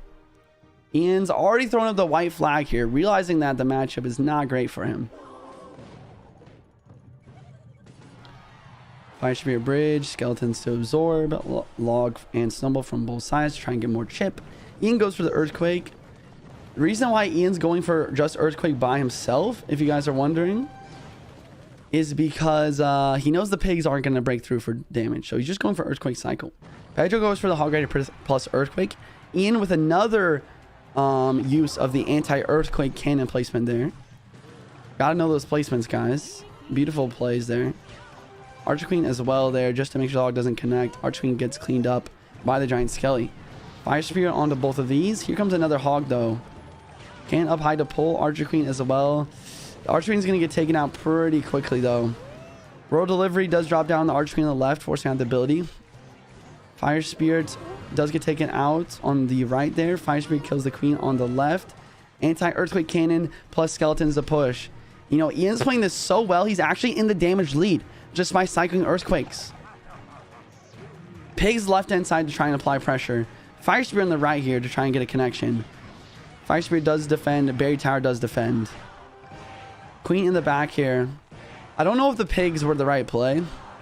I mean, I guess you do have to try and force out some elixir. Maybe that was his idea. I love this play here. He's back to another round of pigs. Berry Tower is back in cycle, though. Earthquake going to drop down the Berry Tower. Queen is pretty low on HP. Cannon helping out kill and damage that Queen over there. Snowball kills the Queen on the right. Fire Spear forces the ability. Cannon to pull. Oh my gosh. And Pedro misses the pre-EQ. That was huge. Ian's playing this really well, like to a T right now. It's fascinating to see him hold on just barely in a tough matchup like this. Giant Sling in the back from Pedro. Queen in the back from Ian. Fire Spirit Bridge from Ian trying to connect.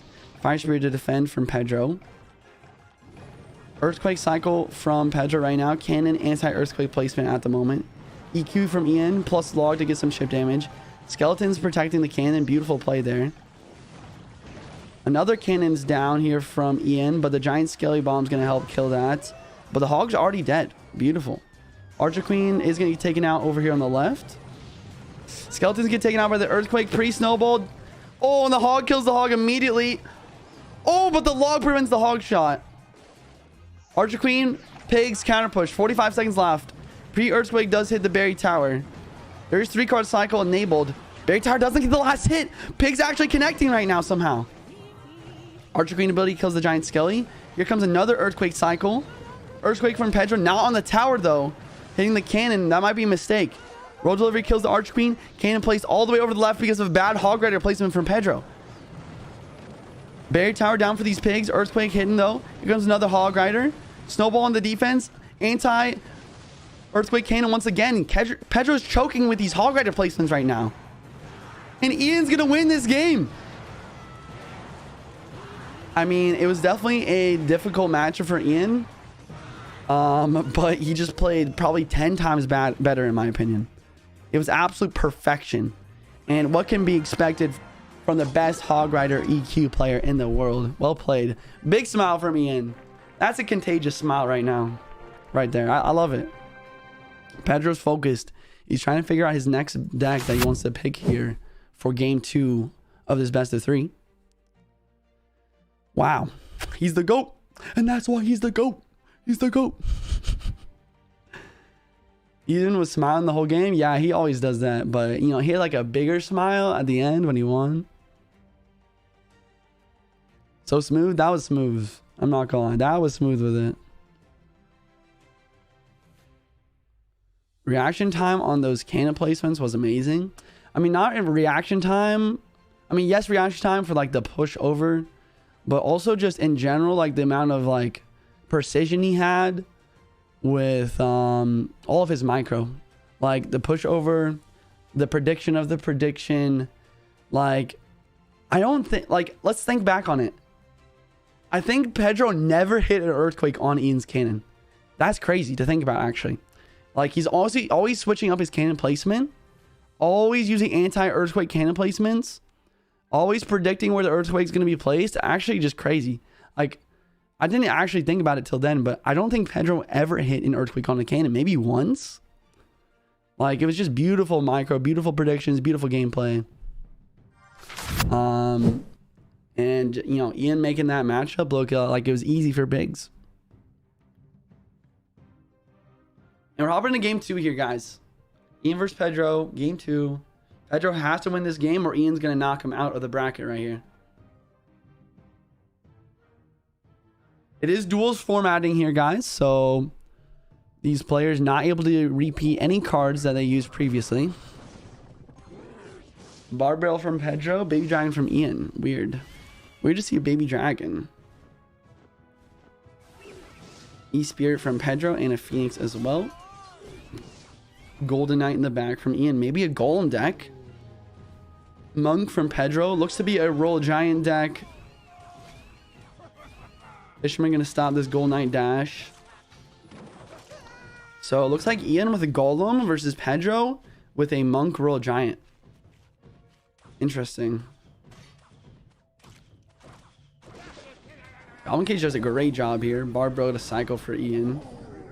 Barbell from Pedro to counter the opposing Barbell. Ian gonna leak some elixir right now and just chill. Wait for the next play. Candy Cart in the back here on the left. Doesn't want to go same lane as the Phoenix. That could be a pretty risky play. Yeah, Royal Giant's gonna drop now. Tornado gonna stop the RG from getting that initial hits. And the Fisherman gonna counter this RG pretty easily. Or, sorry, not RG, but the Cannon Cart. Baby Giant doing its best to kill an RG. It's just not, it's not a tank killer. It doesn't have a high DPS like a Phoenix does, though. And here comes the goal in the back from Ian. Pedro has a decent amount of elixir. I don't think he's gonna pressure the opposite lane. Double elixir is gonna drop through. Pretty good timing to go for the golem by Ian, actually. He goes for the Golden Knight. Here comes the RG to pressure ops lane with the Phoenix as well. How do you defend this? Cage and Barbell going to defend pretty easily. Here comes the Baby Dragon on the offensive. Monk ability going to deflect some Baby Dragon shots right now. And Hunter locked in onto the Baby Dragon here is actually crazy. Oh, and Ian misplaces his Tornado. Prevents the King, or, yeah. If you guys don't know what he was trying to do there, he was trying to Tornado the Fisherman away from the King Tower so that it wouldn't get pulled. But he misplaces, and I think that's going to be game over now. Phoenix kills this Baby Dragon very easily. Barbell does distract, but the Fisherman is still alive. RG's locked on for 3 shots. And here comes another Royal Giant. Phoenix getting so much value right now. Golden Knight does dash. Tornado does stop the RG from getting a second hit, but that first hit was brutal.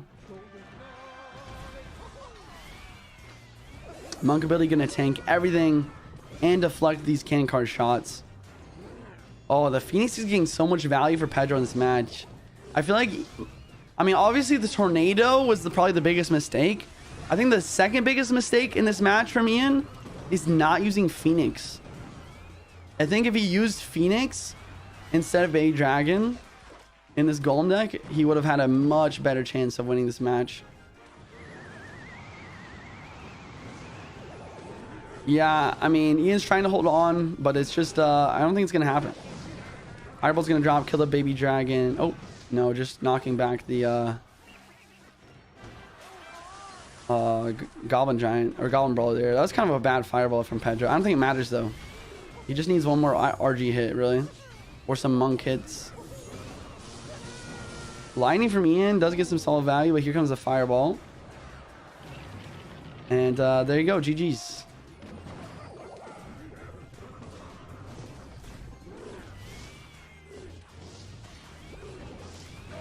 Good game. All right. 1-1 in the best of 3. Pedro starting to make the comeback here. Kind of an anticlimactic game. Just Ian misplacing the tornado there. Reason for the loss. Well played to Pedro, though.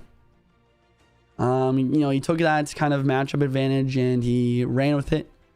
Took a very nice win. So let's think about it. What are we going to be seeing here in the game 3 here, guys? So Hog Rider Earthquake out from Pedro. Pigs Earthquake out from Ian. Golem from Ian there. And then Pedro with the Monk RG. Game 3, probably going to see some Minor Poison maybe from Pedro. Pedro's best deck is Minor Poison, Minor Poison. Might see him go to Comfort for that one. And then, what is Ian going to play, chat? I'm not sure. I mean, he used Golem, he used Pigs. Maybe he's going to use Royal Giant. We could see Royal Giant or Minor or Drill from Ian here. Maybe we'll see Ian use Minor Magic Archer as well. He can't use Minor Magic Archer, though, because he already used Tornado in the Golem deck. We'll see. Here we go. Archer to the back from Ian. Most likely going to be a Minor Mortar Mirror matchup, if I had to guess here, guys. Archers from both players. Here comes the Minor from Ian. Wow, and the Mighty Minor is going to pick this up. He might go Hog. No. Can't go Hog because Earthquake is not an option.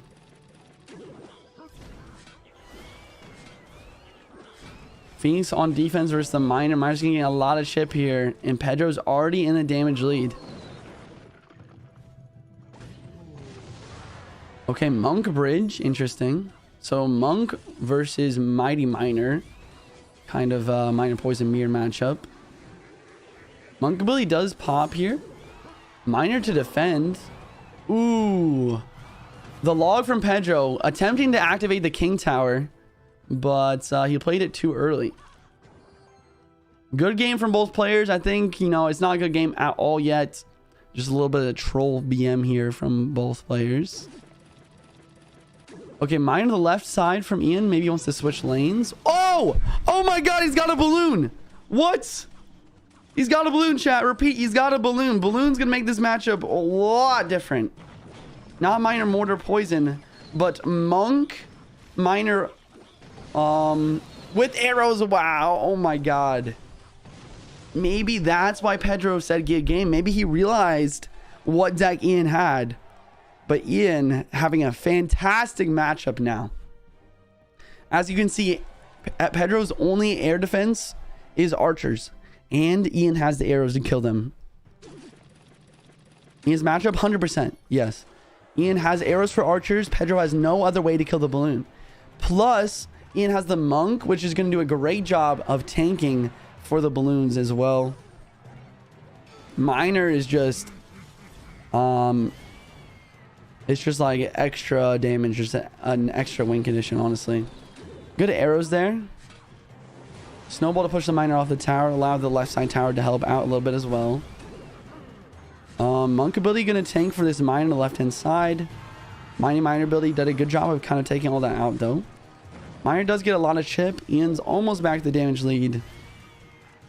But really Ian's just waiting, biding his time, trying to find the moment that he can strike. I think going opposite lane from Ian doesn't really make sense. I think you want to go same lane because you can defend and counter push with your Monk and stuff. I mean, the only reason to go opposite lane would be to basically prevent poison value. Pedro's playing this so well though. I mean, Minor Mortar Poison is his one trick. It is his best deck. He's doing a great job of cycling those archers through. And he's still winning by quite a bit. I still think it's Ian's mistake to not go same lane. All he needs is one good balloon push and he can win pretty easily. Ian's playing this deck like a Minor deck rather than a balloon deck right now. He needs to get a big balloon push going. It's going to be unstoppable. Mighty Miner in the ops lane for the 3-card cycle. Pedro's stacking up, getting ready for the defense. A Berry Tower here for the Mighty Miner just to make sure. Here comes the Miner and the ability, but where's the balloon? Pedro gonna activate King Tower now. That's gonna make this way easier for him. Maybe Ian a little bit nervous right now. I mean, he's not playing well. He's not making the right plays. He needs to get some balloons down. What is that? What is this bomb tower going to be helpful for? I mean, it does kill the archers. Minor arrow is going to get some damage, but here comes the poison from Pedro. And we all know which does more damage, poison or arrows. 40 seconds left in triple elixir. Ian needs to get a balloon down. There's the balloon, finally. Here comes the balloon with the miner tanking. Goblins pick up the miner pretty easily, though. Miner's chipping away on the right for Pedro. Snowball's going to drop through. And archers are down, going to kill the balloon very easily. Here comes another balloon. Mortar's still alive, though. It's distracting. Oh, and the monk does not catch the miner at all. Beautiful mortar from Pedro, pulling back the balloon, preventing the thing there. Miner plus arrows, but the miner chip away from Pedro. Wow. And there you go. Despite what I would say is a very nice matchup from Ian, Pedro's playing perfectly here with his one-trick deck and going to take a very nice win versus Ian. Good game. Ian knocked out now. Pedro, all very smiley. Very nice reverse sweep. GG's, well played. I mean, Pedro made it look easy there. I mean, going over the match in my head, I think, once again, the biggest mistake from Ian is not going same lane. Just stack up a big monk, plus Phoenix, plus balloon, plus miner, plus arrows. You stack up that push going same lane, like, you're going to break through. Surely. Especially in single elixir. Like, that's the other mistake that Ian made, I think, in my opinion. He waited until double elixir to start going for balloons. Like, imagine, you just go balloon and single elixir. What is Pedro going to do? He can only cycle one mortar. He can only cycle one archers. You just arrows the archers. You win the game. I don't know. I think if you're aggressive in single elixir, there's no way that you can lose that game from Ian. Not to mention, you have the monk tanking for the balloon. Sometimes you don't even need the archers on the arrows because the monk ability can kill the archers by deflecting those shots.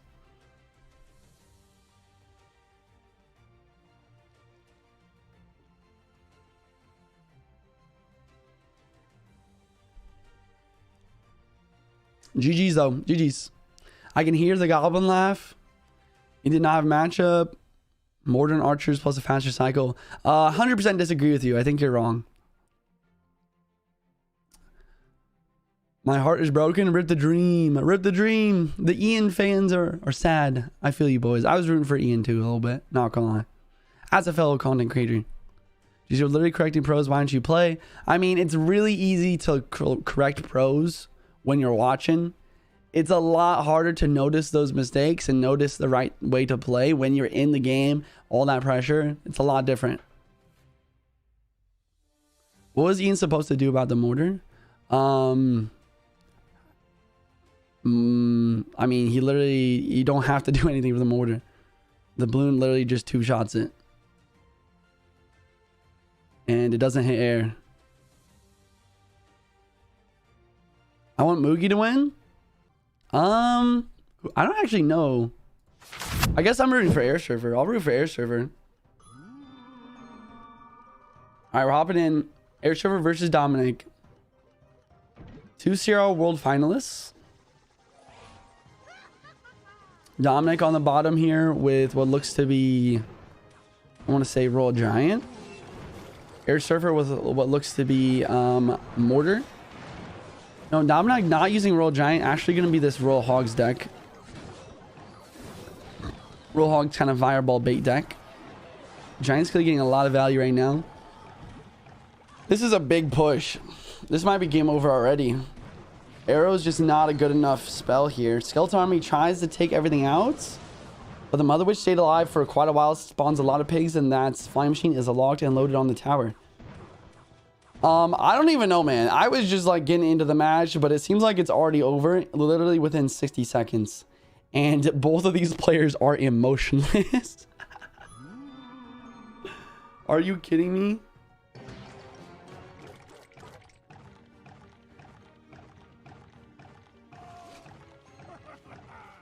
I don't even understand what's going on. Literally just Mother Witch, Ghost, Giant Skelly, kills the opposing flying machine.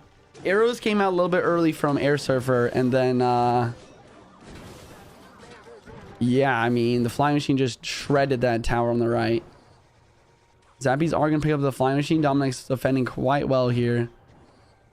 I mean, to be fair, Dominic doesn't have a big spell. It is possible for Air Surfer to come back. It's just gonna be very difficult. He's down so much damage at the moment.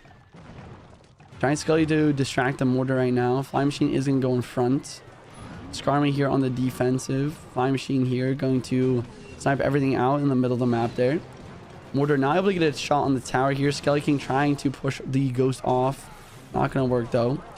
Mine in the back tower to get some chip damage in. Skelly King ability does force out the arrows. Skelly King helps take these zappies out a little bit. Dominic goes for a flying machine of his own to kill the opposing flying machine, but his flying machine goes down. Archer split in the back from Air Surfer, and he goes in for another mortar on the right hand side this time. Giant Skeleton distracts. Zappy's going to distract as well. Here comes a big pressure in the opposite lane with that Giant Skeleton being forced out. Skarmy here. Skelly King ability. This is a lot of swarm from Air Surfer, and Dominic only has arrows to deal with it. Flying machine locks on. No way. Flying machine locks on. Air Surfer, the comeback of a century right now. Miner to distract the Mother Witch here to keep the archers alive. Dominic is still in the damage lead, but Air Surfer somehow just with a crazy comeback right now. Skelly King the bridge. Skarmy as well. To be fair, I do think Air Surfer has a solid matchup just because of the amount of swarm he has. And Dominic only having one spell. Miner going to connect right now. Air Surfer now in the damage lead. Zappy's do retarget. Oh, the flying machine locks on. Flying machine locks on. 118 in the right. How much does arrows do? I don't know. Here comes the pigs. Mortar to defend. Mother Witch bridge. It gets taken out by the Skarmy though. Bad Mother Witch. Skelly King here. Over defending. What's happening? Arrows hit. 7 HP. 7 HP. Skeletons swarming to the right. Meyer does get picked up by the Zappies. Pre-arrows. Meyer sees one hit. That's game. Oh my god. No way. What? Bro, and Air Surfer's he just takes a sip of water like nothing happened. Like what? Bro, give me something, bro. Where's the reaction? At least smile. This guy is stone cold, bro. Are you kidding me? Oh my god. What was that? That game was crazy. I don't need... Oh, I forgot to... What? What did I just watch, bro? Air Surfer, huge fumble in the single elixir. Within 60 seconds, his tower down was 460. He has dual lane pressure. He makes use of all his swarm cards. And somehow, he just takes that tower down to like 530. Then, the flying machine connect from Dominic. Brought that tower down almost to Arrow's range. He goes for the arrow, 7 HP. And then Air Surfer just somehow barely clutches it. With the minor arrows here. I mean, I don't even know what that was crazy. I don't even know, man. Yeah, and then he just took a drink, no smile, like nothing happened. Like, this man is a robot. Oh my god, bro. My voice is gonna be gone after this. I mean, I'm trying to think. I mean, if there's one mistake that Dominic made... If there's one mistake that Dominic made, is that Mother Witch at the end. He went for Mother Witch into the minion horde and it died immediately. Maybe if he played it a little bit more conservatively, could have killed the minion horde, could have spawned some pigs from the Skarmy. Maybe he could have got that one pig hit he needed to win the game. I think both players got a little bit shaky at the end there, though. We saw a couple mistakes there. That was wild. Air Surfer going to close for content. He got it all calculated all along. Honestly, bro, it seemed like he did, though. Like, when he lost his entire tower in 60 seconds, he literally was just like, bro, he just did not care. He was like, I'm going to win this game. Let's see if he can do it again. Air Surfer versus Dominic. Game 2 here, guys. Ice Spirit Bridge from Dominic. Air Surfer lets it go through. Here comes the miner. Bar barrel onto the miner. Misplaced slightly. There is a placement you can use to push the miner off the tower to take less hits.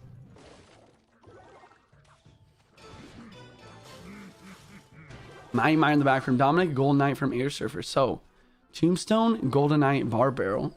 Mortar Bridge from Dominic. Mortar does get distracted by the Tombstone. Phoenix from Air Surfer. What is Air Surfer's deck right now? Dominic has the Mighty Miner Mortar Miner with Archer's Quick Cycle. And Air Surfer has a Golem deck. Golem. So, Golem.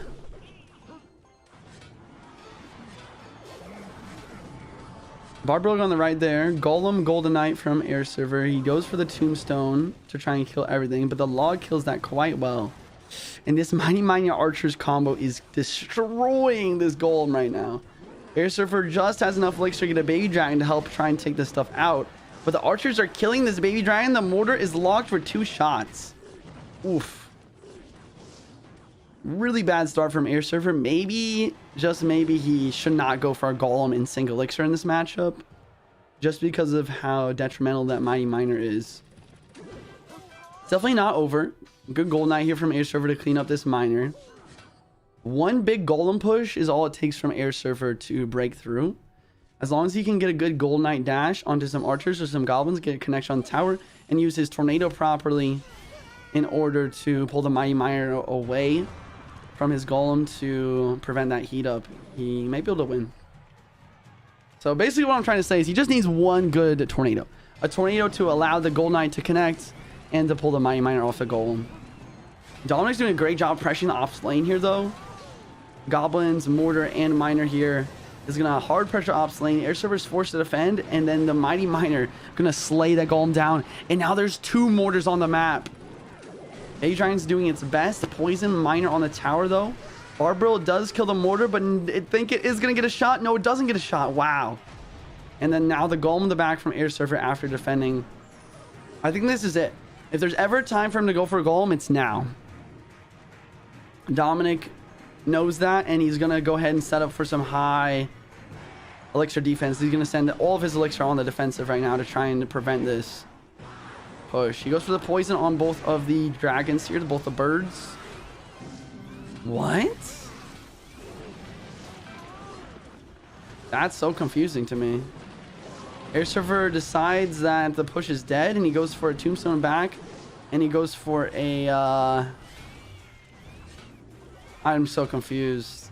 And he goes for another Golem, but he plays it behind the Golden Knight. Now the Golden Knight's dead. He doesn't use the ability to kill the Archers.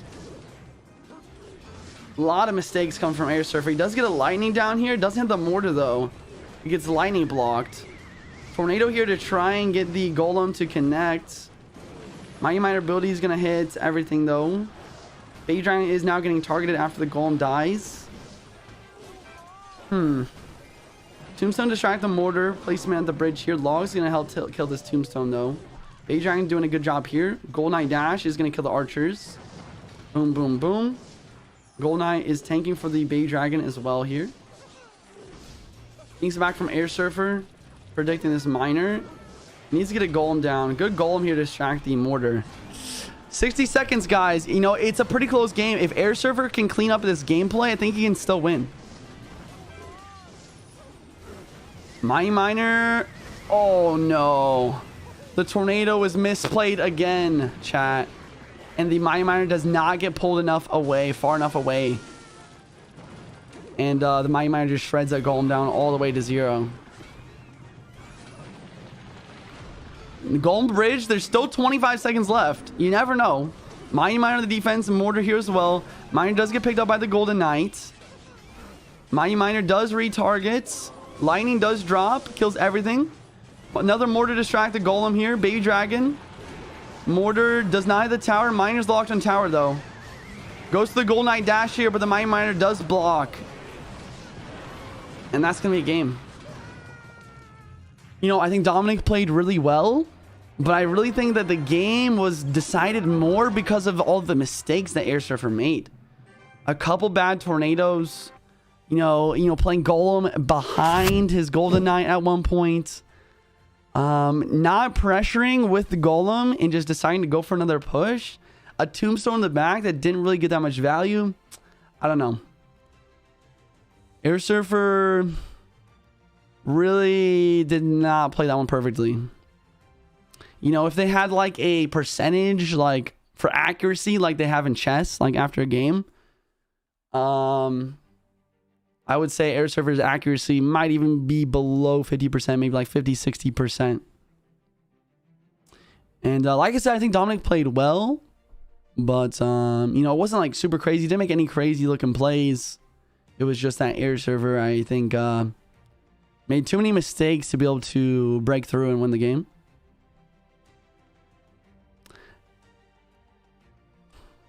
That was Air Surfer's matchup? You think so?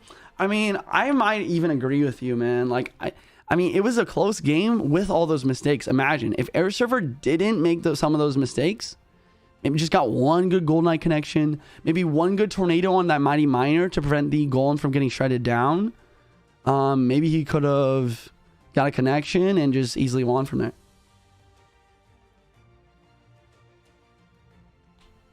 I was playing yesterday against Air Surfer. Didn't make a single mistake in my match. Yeah, Air Surfer's a really good player.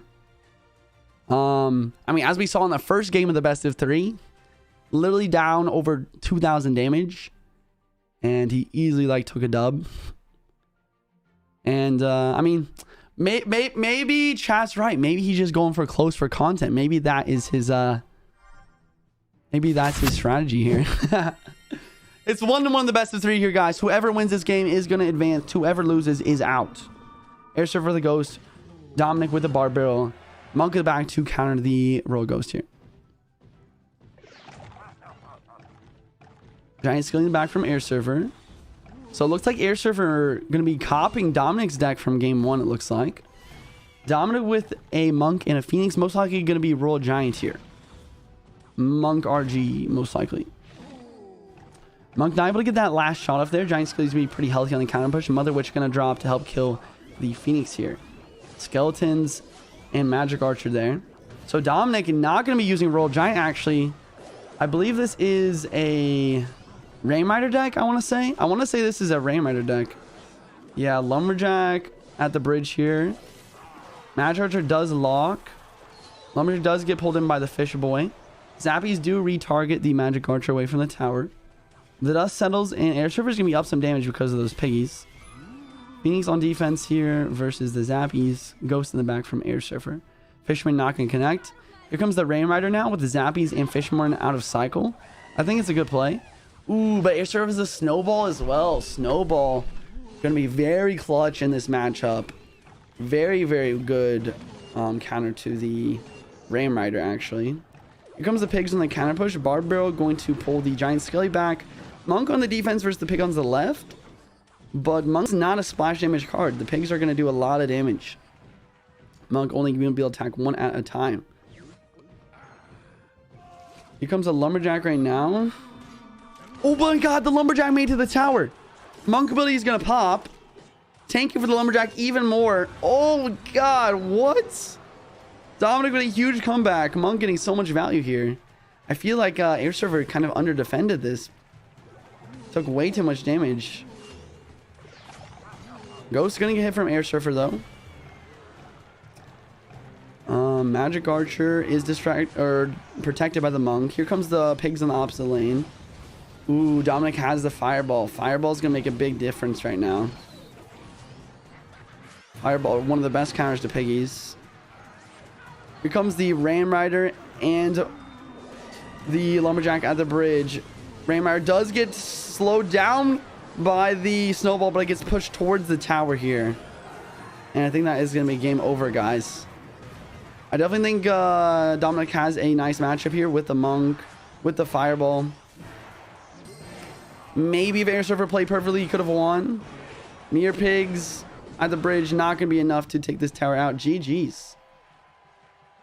And Dominic going to take a reverse sweep in the best of 3 versus Air Surfer. GG's. I thought Air Surfer was going to win this best of 3 after that dominant first game victory. But Dominic here clutching it up. Well played. Proven Twitter wrong. I think there was a lot of people on Twitter voting that Air Surfer is going to be Dominic. But, you know, Dominic's calm collected. Takes the dub. Here's a look at the updated bracket here, guys. Dominic advancing. Pedro advancing. Bro, I'm getting all of these predictions wrong. I thought Air Surfer was going to be Dominic. I thought Ian was going to beat Pedro. I thought Pandora was going to beat Sub. We're going to be heading on to the right side of the bracket up next here, guys. We got Ruben versus Betfoss to go over and Morton versus Lucas here for the remainder games of these matches. Wow. I don't even know, man. That was crazy. That was like a roller coaster of emotions of best of 3. It was a very hectic game. A lot of misplays here and there. Crazy matchups. Dominic takes the victory, though. Let's see. Servers should have focused more on the defensive in single elixir. Yeah, I think he did under defend versus that one lumberjack. Morton, don't break my heart. You want him to win? I'm kind of rooting for Morton too. I think it'll be easy for Muhammad. You think so? Where's Surgical? Surgical did not qualify. Let Morton cook. I'm letting him cook, man. Morton versus Luke is going to be a skill overflowing game. Yeah, I mean, I'm very excited. I think that's like probably the best match of the day. Most exciting one anyways, I think. While we're waiting for the next matchup, guys, I'm going to be showing it up shortly as soon as they pop it on the screen. Make sure you guys drop a subscribe. I stream every single day on my Twitch channel and my TikTok channel as well. JuicyJ CR, JuicyJ_CR on all my platforms. I post YouTube videos daily, streams daily on the Twitch and the TikTok. And if you guys do enjoy the esports content as well, whenever there is an esports casting for me, I always do cast it here on the YouTube channel as well. Where's Riley? Riley did not qualify. Did I play in the qualifying? No, I was casting one of the qualifiers, actually. Why don't you stream here? You get more players who watch CR in YouTube. I've thought about streaming YouTube in the past. It's just that my Twitch audience is like super like well developed. And you're not allowed to stream on Twitch and YouTube at the same time. Okay, we're hopping into game 1, Betfoss versus Ruben. My prediction was that Betfoss was going to be Ruben, but all of my predictions, almost all of my predictions have been wrong today. Looks like Ruben is going to be using 3 Musketeers. First time we've seen 3 Musketeers on the day. Betfoss with a Hog EQ. Hog EQ generally going to have a pretty good matchup in my opinion versus 3M just because Ruben's never going to be able to get a pump down. It's impossible for him to play a pump because the Earthquake will always be in cycle for it. And looks like Betfoss also has the Monk here for the Musketeers. 3 Musketeers are going to get countered very easily by Monk. Ruben goes for the pump, but Betfoss got the Earthquake for it. That's a +1 trade for Betfoss, plus tower damage every single time. Bandit in the back, Goblins Bridge from Betfoss. Bandit will counter the Goblins here. Barbarian, maybe a little bit of an overcommit, but Barbarian is going to tank for the Bandit here. Musketeer going to drop. Beautiful play there with the Fire Spirit to pull that Bandit in range of non-dash range for the Musketeer. So is it going to be able to take that out? Barrier Tower up high here, going to pull in the Ghost here. And another pump down from Betfoss, but another Earthquake, pump down from Ruben, another Earthquake from Betfoss though. Like I said, every single time Ruben plays a pump, +1 trade for Betfoss, plus tower damage. I think playing the pump from Ruben is not even like an advisable play. I don't think it's actually useful. Hog does get 1 hit. Gold Knight does try its best to help kill for the Goblins. And here comes the 3M in the back from Ruben. Monk gonna be played here. Gets Kai to the opposite lane though. Maybe Ruben has a chance to win if he pressures super hard to the right side lane right now. Good bar barrel here. Ability does kill that. Really good log plus berry tower though. That defense was really nice from Bedfoss. Musketeer's still alive. Does get countered by Fire Spirit. Wow. Even with the Monk not going towards the 2 Musketeer lane, the defense is... I mean, it looks easy. Hog defends the Bandit and gets a hit as well. Berry Tower placed up higher, preventing any sort of Golden dash. Ruben goes for another pump. Bedfoss goes for another EQ. And Berry Tower splashing, killing everything here on the defensive. 7 elixir for the Hog, and it still got a hit. Yeah. The only way for Ruben to prevent the Hog Rider hit perfectly is E-Barbs. E-Barbs can fully defend the Hog. Berry Tower for the Musketeer on the left. Ability here is going to kill the Musketeer over there. Bandit gets distracted. Goblins plus Fire Spirit kills the right side Musketeers despite that Heal Spirit connection. And here comes a Hog Rider. Ruben's trying to defend this Hog. Oh, but it connects once again. Yeah, I mean, this seems pretty hopeless for Ruben here, I'm not gonna lie. You know, he's trying everything in the books to try and get some sort of connection, but Bedfoss's defense is just too solid. Berry Tower for the splash, Monk for the Musketeers, Earthquake for the pump. Log helps out quite a bit as well. Musketeer push coming in again here. Bedfoss setting up for some defense though. E-Barb's getting tanked for by the Monk ability. Musketeer goes down. Heal Spirit Bridge here to try and heal up these Musketeers. Golden Knight dash does get distracted. Heal Spirit does not jump to heal the Musketeers, so the log kills everything. Beautiful Bandit here is going to kind of clean everything up, but it's not enough. It's not enough to get that dower damage. I'm trying to think. I think the only damage that Ruben got the entire game was maybe one Barbarian barrel hit on the left-hand side, I think, is all it was. You know, this is going to be a good Gold Knight dash, that's for sure. But Bedfoss is just up too much damage. It's a lot of pressure. Don't get me wrong. But, you know, I got faith in Bedfoss to have the good enough micro to defend. Yeah. It was a beautiful effort there by Ruben at the end there with the spam. But Bedfoss with the Musketeer, protecting the Musketeer, using the Goblins, using the Fire Spirit, good micro, keeping that Musketeer alive long enough to take everything out. Ruben tries his best. Bedfoss with the matchup advantage is just too strong.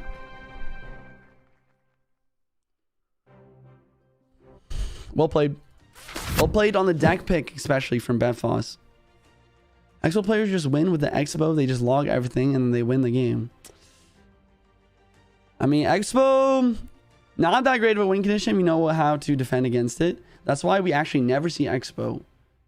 And when I say never, I mean never see Expo in tournaments like this. Only you can be Mo. Thanks, bro. Unfair matchup, yeah. Chat. Okay, because of some people saying unfair matchup in the chat, I wanted to give a quick, I want to have a quick discussion before we hop in the next game. What do you guys think about Mega Draft? I think Mega Draft is the highest skill game mode in Clash Royale. I would love to see some more Mega Draft tournaments. I think AMG did host a Mega Draft tournament at some point. But I feel like it's just a game mode where, you know, you don't get those bad matchups. Like, I feel like it's just all skill. Like, there's no luck involved. I want to see more Mega Draft. I feel like low-key Mega Draft could be the future of CRL. I'm not sure, though. I'm not sure if they'll ever convert it to be, like, the main game mode. But I think it's super fun as well. Best game mode? I love it, man. All right, we're hopping in game 2 here. Ruben versus Bedfoss. Ruben has to win this game if he wants to force to game 3. If Bedfoss wins, that's going to be it for the dual best of 3. Previous deck on the left-hand side, guys. Neither of these players can repeat cards. Interesting minor here. I kind of like it, though. Just killing the Gold Knight immediately. Forcing out the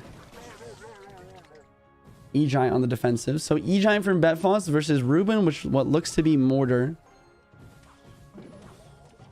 Archers here to DPS, Mortar to pull, Cannon on the Mortar to take that out. Okay. So E-Giant versus Mortar. Usually Mortar will win. I think this matchup is a lot closer than a lot of people realize, though. Just because Betfos has the berry version, that is going to help out pretty nicely versus the swarms. Betfos has the Phoenix for the flying machine, and he has the Gold Knight for the archers. It's possible for Betfos to win, but he needs a good Gold Knight connection, is what I'm trying to say.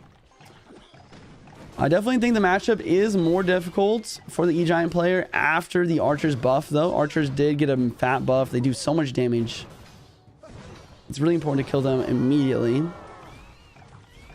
Skeleton ability here is going to force out the Tornado. Tornado does a good job of pulling that flying machine directly in range of the Phoenix.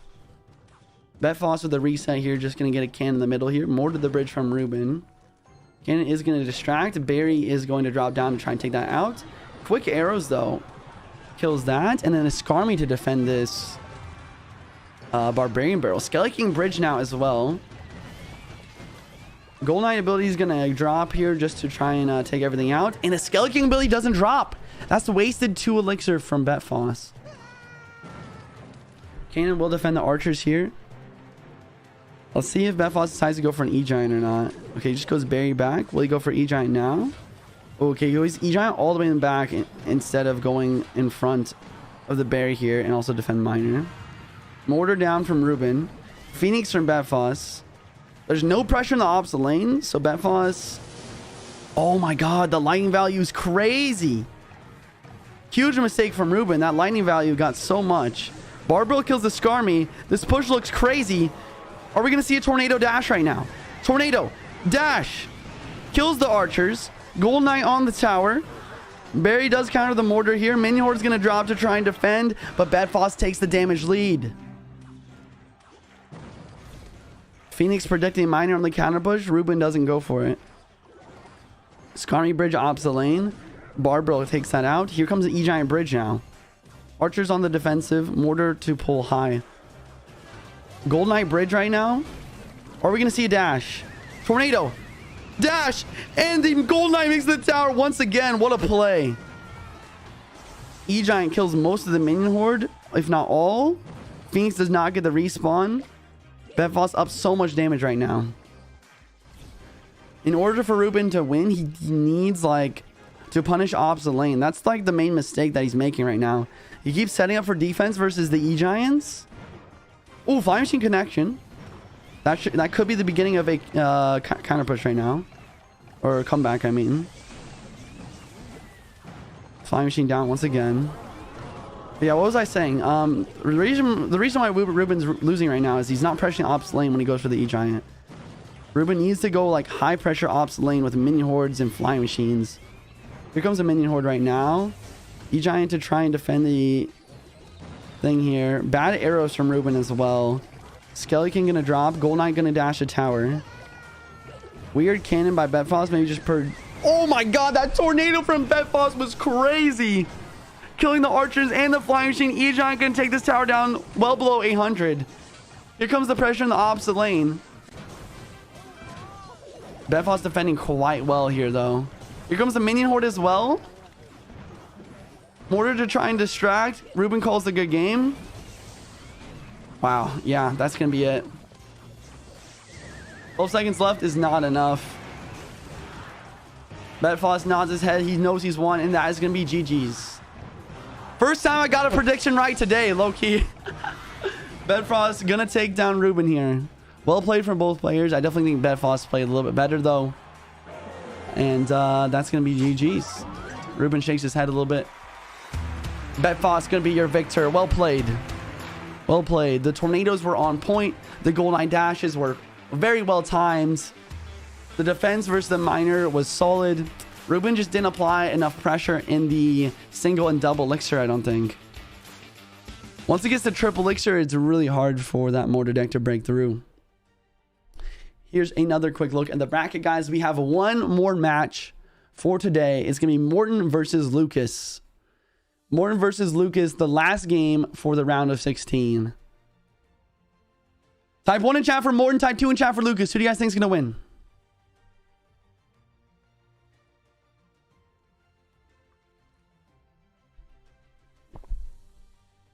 Who do you think is going to win, chat? Could Betfos possibly beat Molites? Data going to be super insane. I think Molites definitely going to be Betfos, but you never know. Betfos a very, very good player. One of the best comp players in Clash. You get the elixir back if you don't get the Skeleton ability. That's actually not true. So with most champions, when you use the ability, if the ability doesn't go off, you get that elixir refunded most of the time. With the Skeleton King, it's different though. If you use the ability and the Skeleton raises his hand, even if the ability doesn't go off, you still a wasted 2 elixir. It still doesn't work. Which is, I mean, that's another mistake that Ruben did make that game. Maybe if he didn't make that mistake, could have forced out some extra elixir and got a damage lead in the single.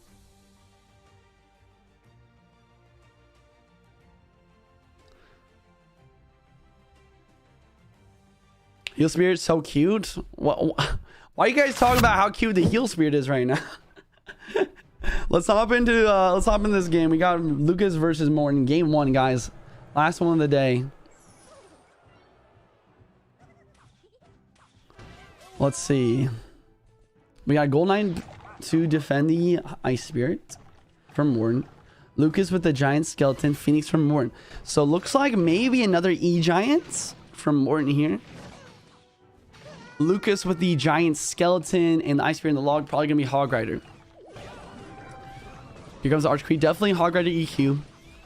Hog EQ has a very good matchup versus E-Giant here. It's not impossible for Morton to win though. Oh no! Lumberjack gonna drop, not gonna be E-Giant. What is this deck? Golden Knight can drop here. Dash here just to make sure to clean up the defense. Tornado does activate versus the Hog Rider. Lucas up quite a bit of elixir here though. And he had the Archer Queen on the board when he went for the Hog Rider, which means he's gonna be cycling back to that Hog Rider very quickly.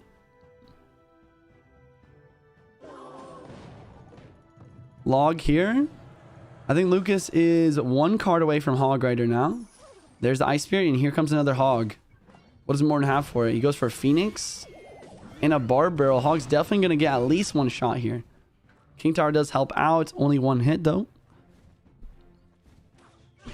Luke's already won 1 match.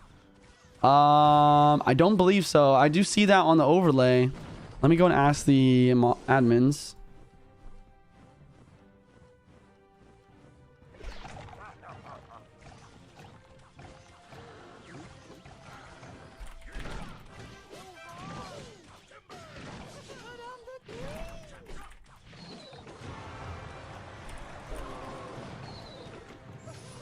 Okay, I asked the admins to let you guys know on any information I get for that. Oh, wow. I looked away for 1 second, and what just happened? Looks like Lucas might have gotten a Giant Skelly hit on the tower there, maybe? Or maybe some Hog Rider damage. Oh, my God. No, it's Golem. Oh. Okay. This matchup's going to be a lot more even than I realized. So, Golem... Phoenix E-Drag versus Lucas with a Hog EQ. Berry Tower variation. Morton decides to let his tower go on the right-hand side. Barbarrel to clean this up. Giant Skilly low-key might have made it to the tower here, though. It did. That King Tower has got some low HP. But that doesn't even matter, though. Lucas is just distracting, defending. If Morton had some more time, he probably could have taken this tower with all of the stuff he had on the board. But Lucas gonna just distract and defend and actually have a perfect game. Lucas had 0 damage taken. Morton's not very happy with that game there, and that is gonna be game 1 down already. So yeah, so it looks like I talked to the moderators. Looks like it was a mistake. It is gonna be game 1 down for Lucas already now though. Game 2 is gonna be up next. Game 2 is going to be up next. Morton has to win the next 2 games. That game was done so quickly. 0 damage defense. 0 damage taken from Lucas. Just a perfect game of Clash. I don't even know, man. 3 minutes. It's not very often you see a 3-minute game in Clash Royale at this high of a level. Usually all games go into overtime and go down to the very last second. It's rare to see a perfect game. It really is. Very rare. 0 damage taken. That was crazy. So we saw a lot of people saying Morton was going to win this earlier. What are you guys saying now? Lucas just got a perfect game versus Morton. He's got 1 game up. He has to win just 1 more to take Morton out here in advance. Got hard countered? Trying to think on the matchup. I mean, yeah. I mean, I feel like it's a lot more even than people realize. I could be wrong. If you're watching your stream, Juicy was at so many viewers. Let's go, plays.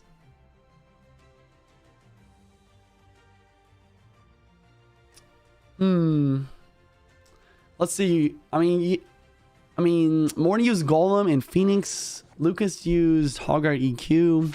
It is duels formatting. The cards cannot be changed. I guess the other really big thing in the matchup here, guys, to realize is that, you know, Lucas had the Earthquake for the pump too. So without the pump, that also made it very difficult for Morton to build up a big push. Anyways, let's stop focusing on the previous match. Let's focus on the current one at hand. Lucas with the Barb Barrel, the Phoenix, and the Tombstone. Could be RG, Graveyard, or Lava Hound from Lucas here. Morton with the Monk and the Hunter. 100% going to be RG. Oh, really misplaced Gold Knight already from Lucas. And he's going to take quite a bit of damage, actually, versus that Monk. Gold Knight does dash the tower, though, and get some damage back. Phoenix kills the entire Ghost as well. We're going for a log here just to cycle. And another Monk is in cycle to tank this baby dragon. Tombstone down from Lucas. Lucas might be using Golem, actually. So, Golem versus RG. Golem versus Monk, RG, Hunter. Lucas not using the pump version of Golem, but the lightning version of Golem. I don't know, man. I don't know. Trying to think of who has matchup. I mean, it's definitely decently difficult for Lucas to defend against RG because Tombstone's not the greatest building versus it. And here comes RG the bridge. This is gonna be tough to defend. Lucas Lucas does go for the log for the Tombstone. Barbarrel and Bay Dragon down on defense. Oh wait, no, I got the okay, Lucas is at the top. Lucas defends quite nicely. Morton with the RG bridge there in the log. But yeah, like I said already, Morton gonna be in the damage lead here. Here comes a Ghost on the right side. Monk ability not gonna pop to get some chip damage. Hunter towards the Phoenix. I mean, I think Lucas, I don't know.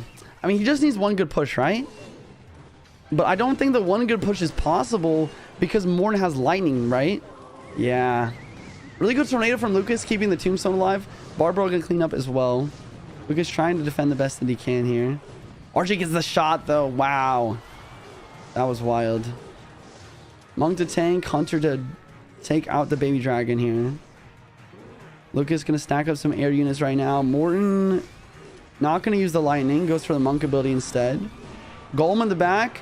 Ghost RG ops lane to pressure. What a play. Barbaro getting taken out by the Ghost pretty quickly here. Hunter at the bridge as well with the E-Spear. Gold Knight does dash to try and take everything out. RG's popping away here. And here comes the Monk to defend the Golem. Another Ghost at the bridge from Morton to apply even more pressure.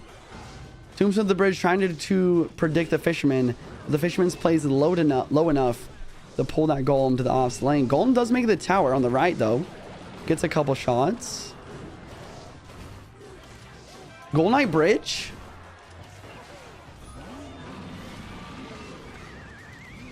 Gold Knight bridge does dash the tower.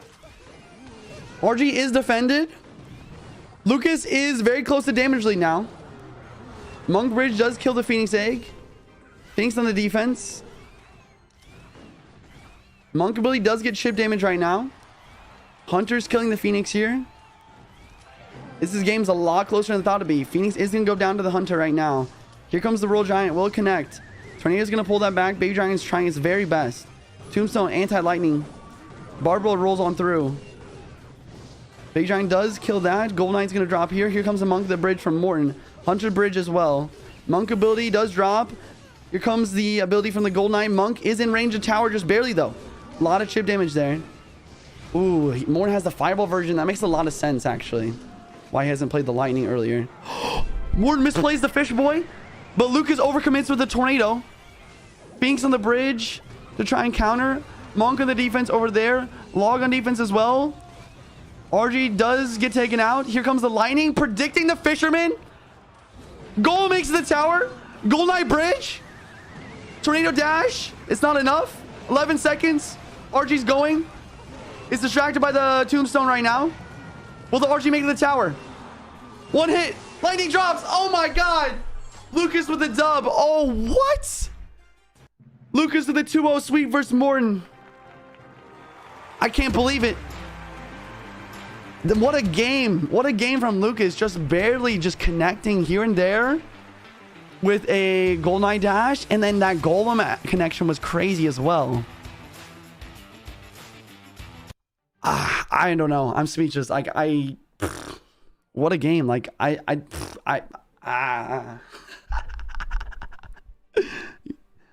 mean, the biggest difference maker there was the fact that Morton didn't have the lightning, right? That was insane. That was definitely insane. The fireball was a lot worse in that matchup. It really made it hard for him to defend against those dragons and break through the dragon and the phoenix as well. But I think Lucas just played out of his mind straight up. I think Lucas played it perfectly. I don't know how he was able to get the damage that he got there. Here's an instant replay for y'all. Gold Knight in the defensive here. Morton was basically going for monks at the bridge and relying on this monk chip damage here. That Gold Knight got a lot of value hitting the E-spirits. But this is what we're talking about. These dragons and the phoenix, it's really hard to break through when you just have fireball. And then Morton with the misplayed fisherman. Lucas went for that tornado just to make sure it didn't pull. So right here, I think this was the mistake from Morton. I think Morton need to log the left side. If he logged the left side, he could have brought breaking through for some damage. And then the quick lightning from Lucas actually made it so that he was able to prevent the fisherman from pulling the golem. And then at this point, the RG was just not able to connect. There's not enough time. Morton tried to lightning block here, and he did do it for a second, but the RG wasn't able to get that second shot in time. Very close game. Lucas just barely clutching it up.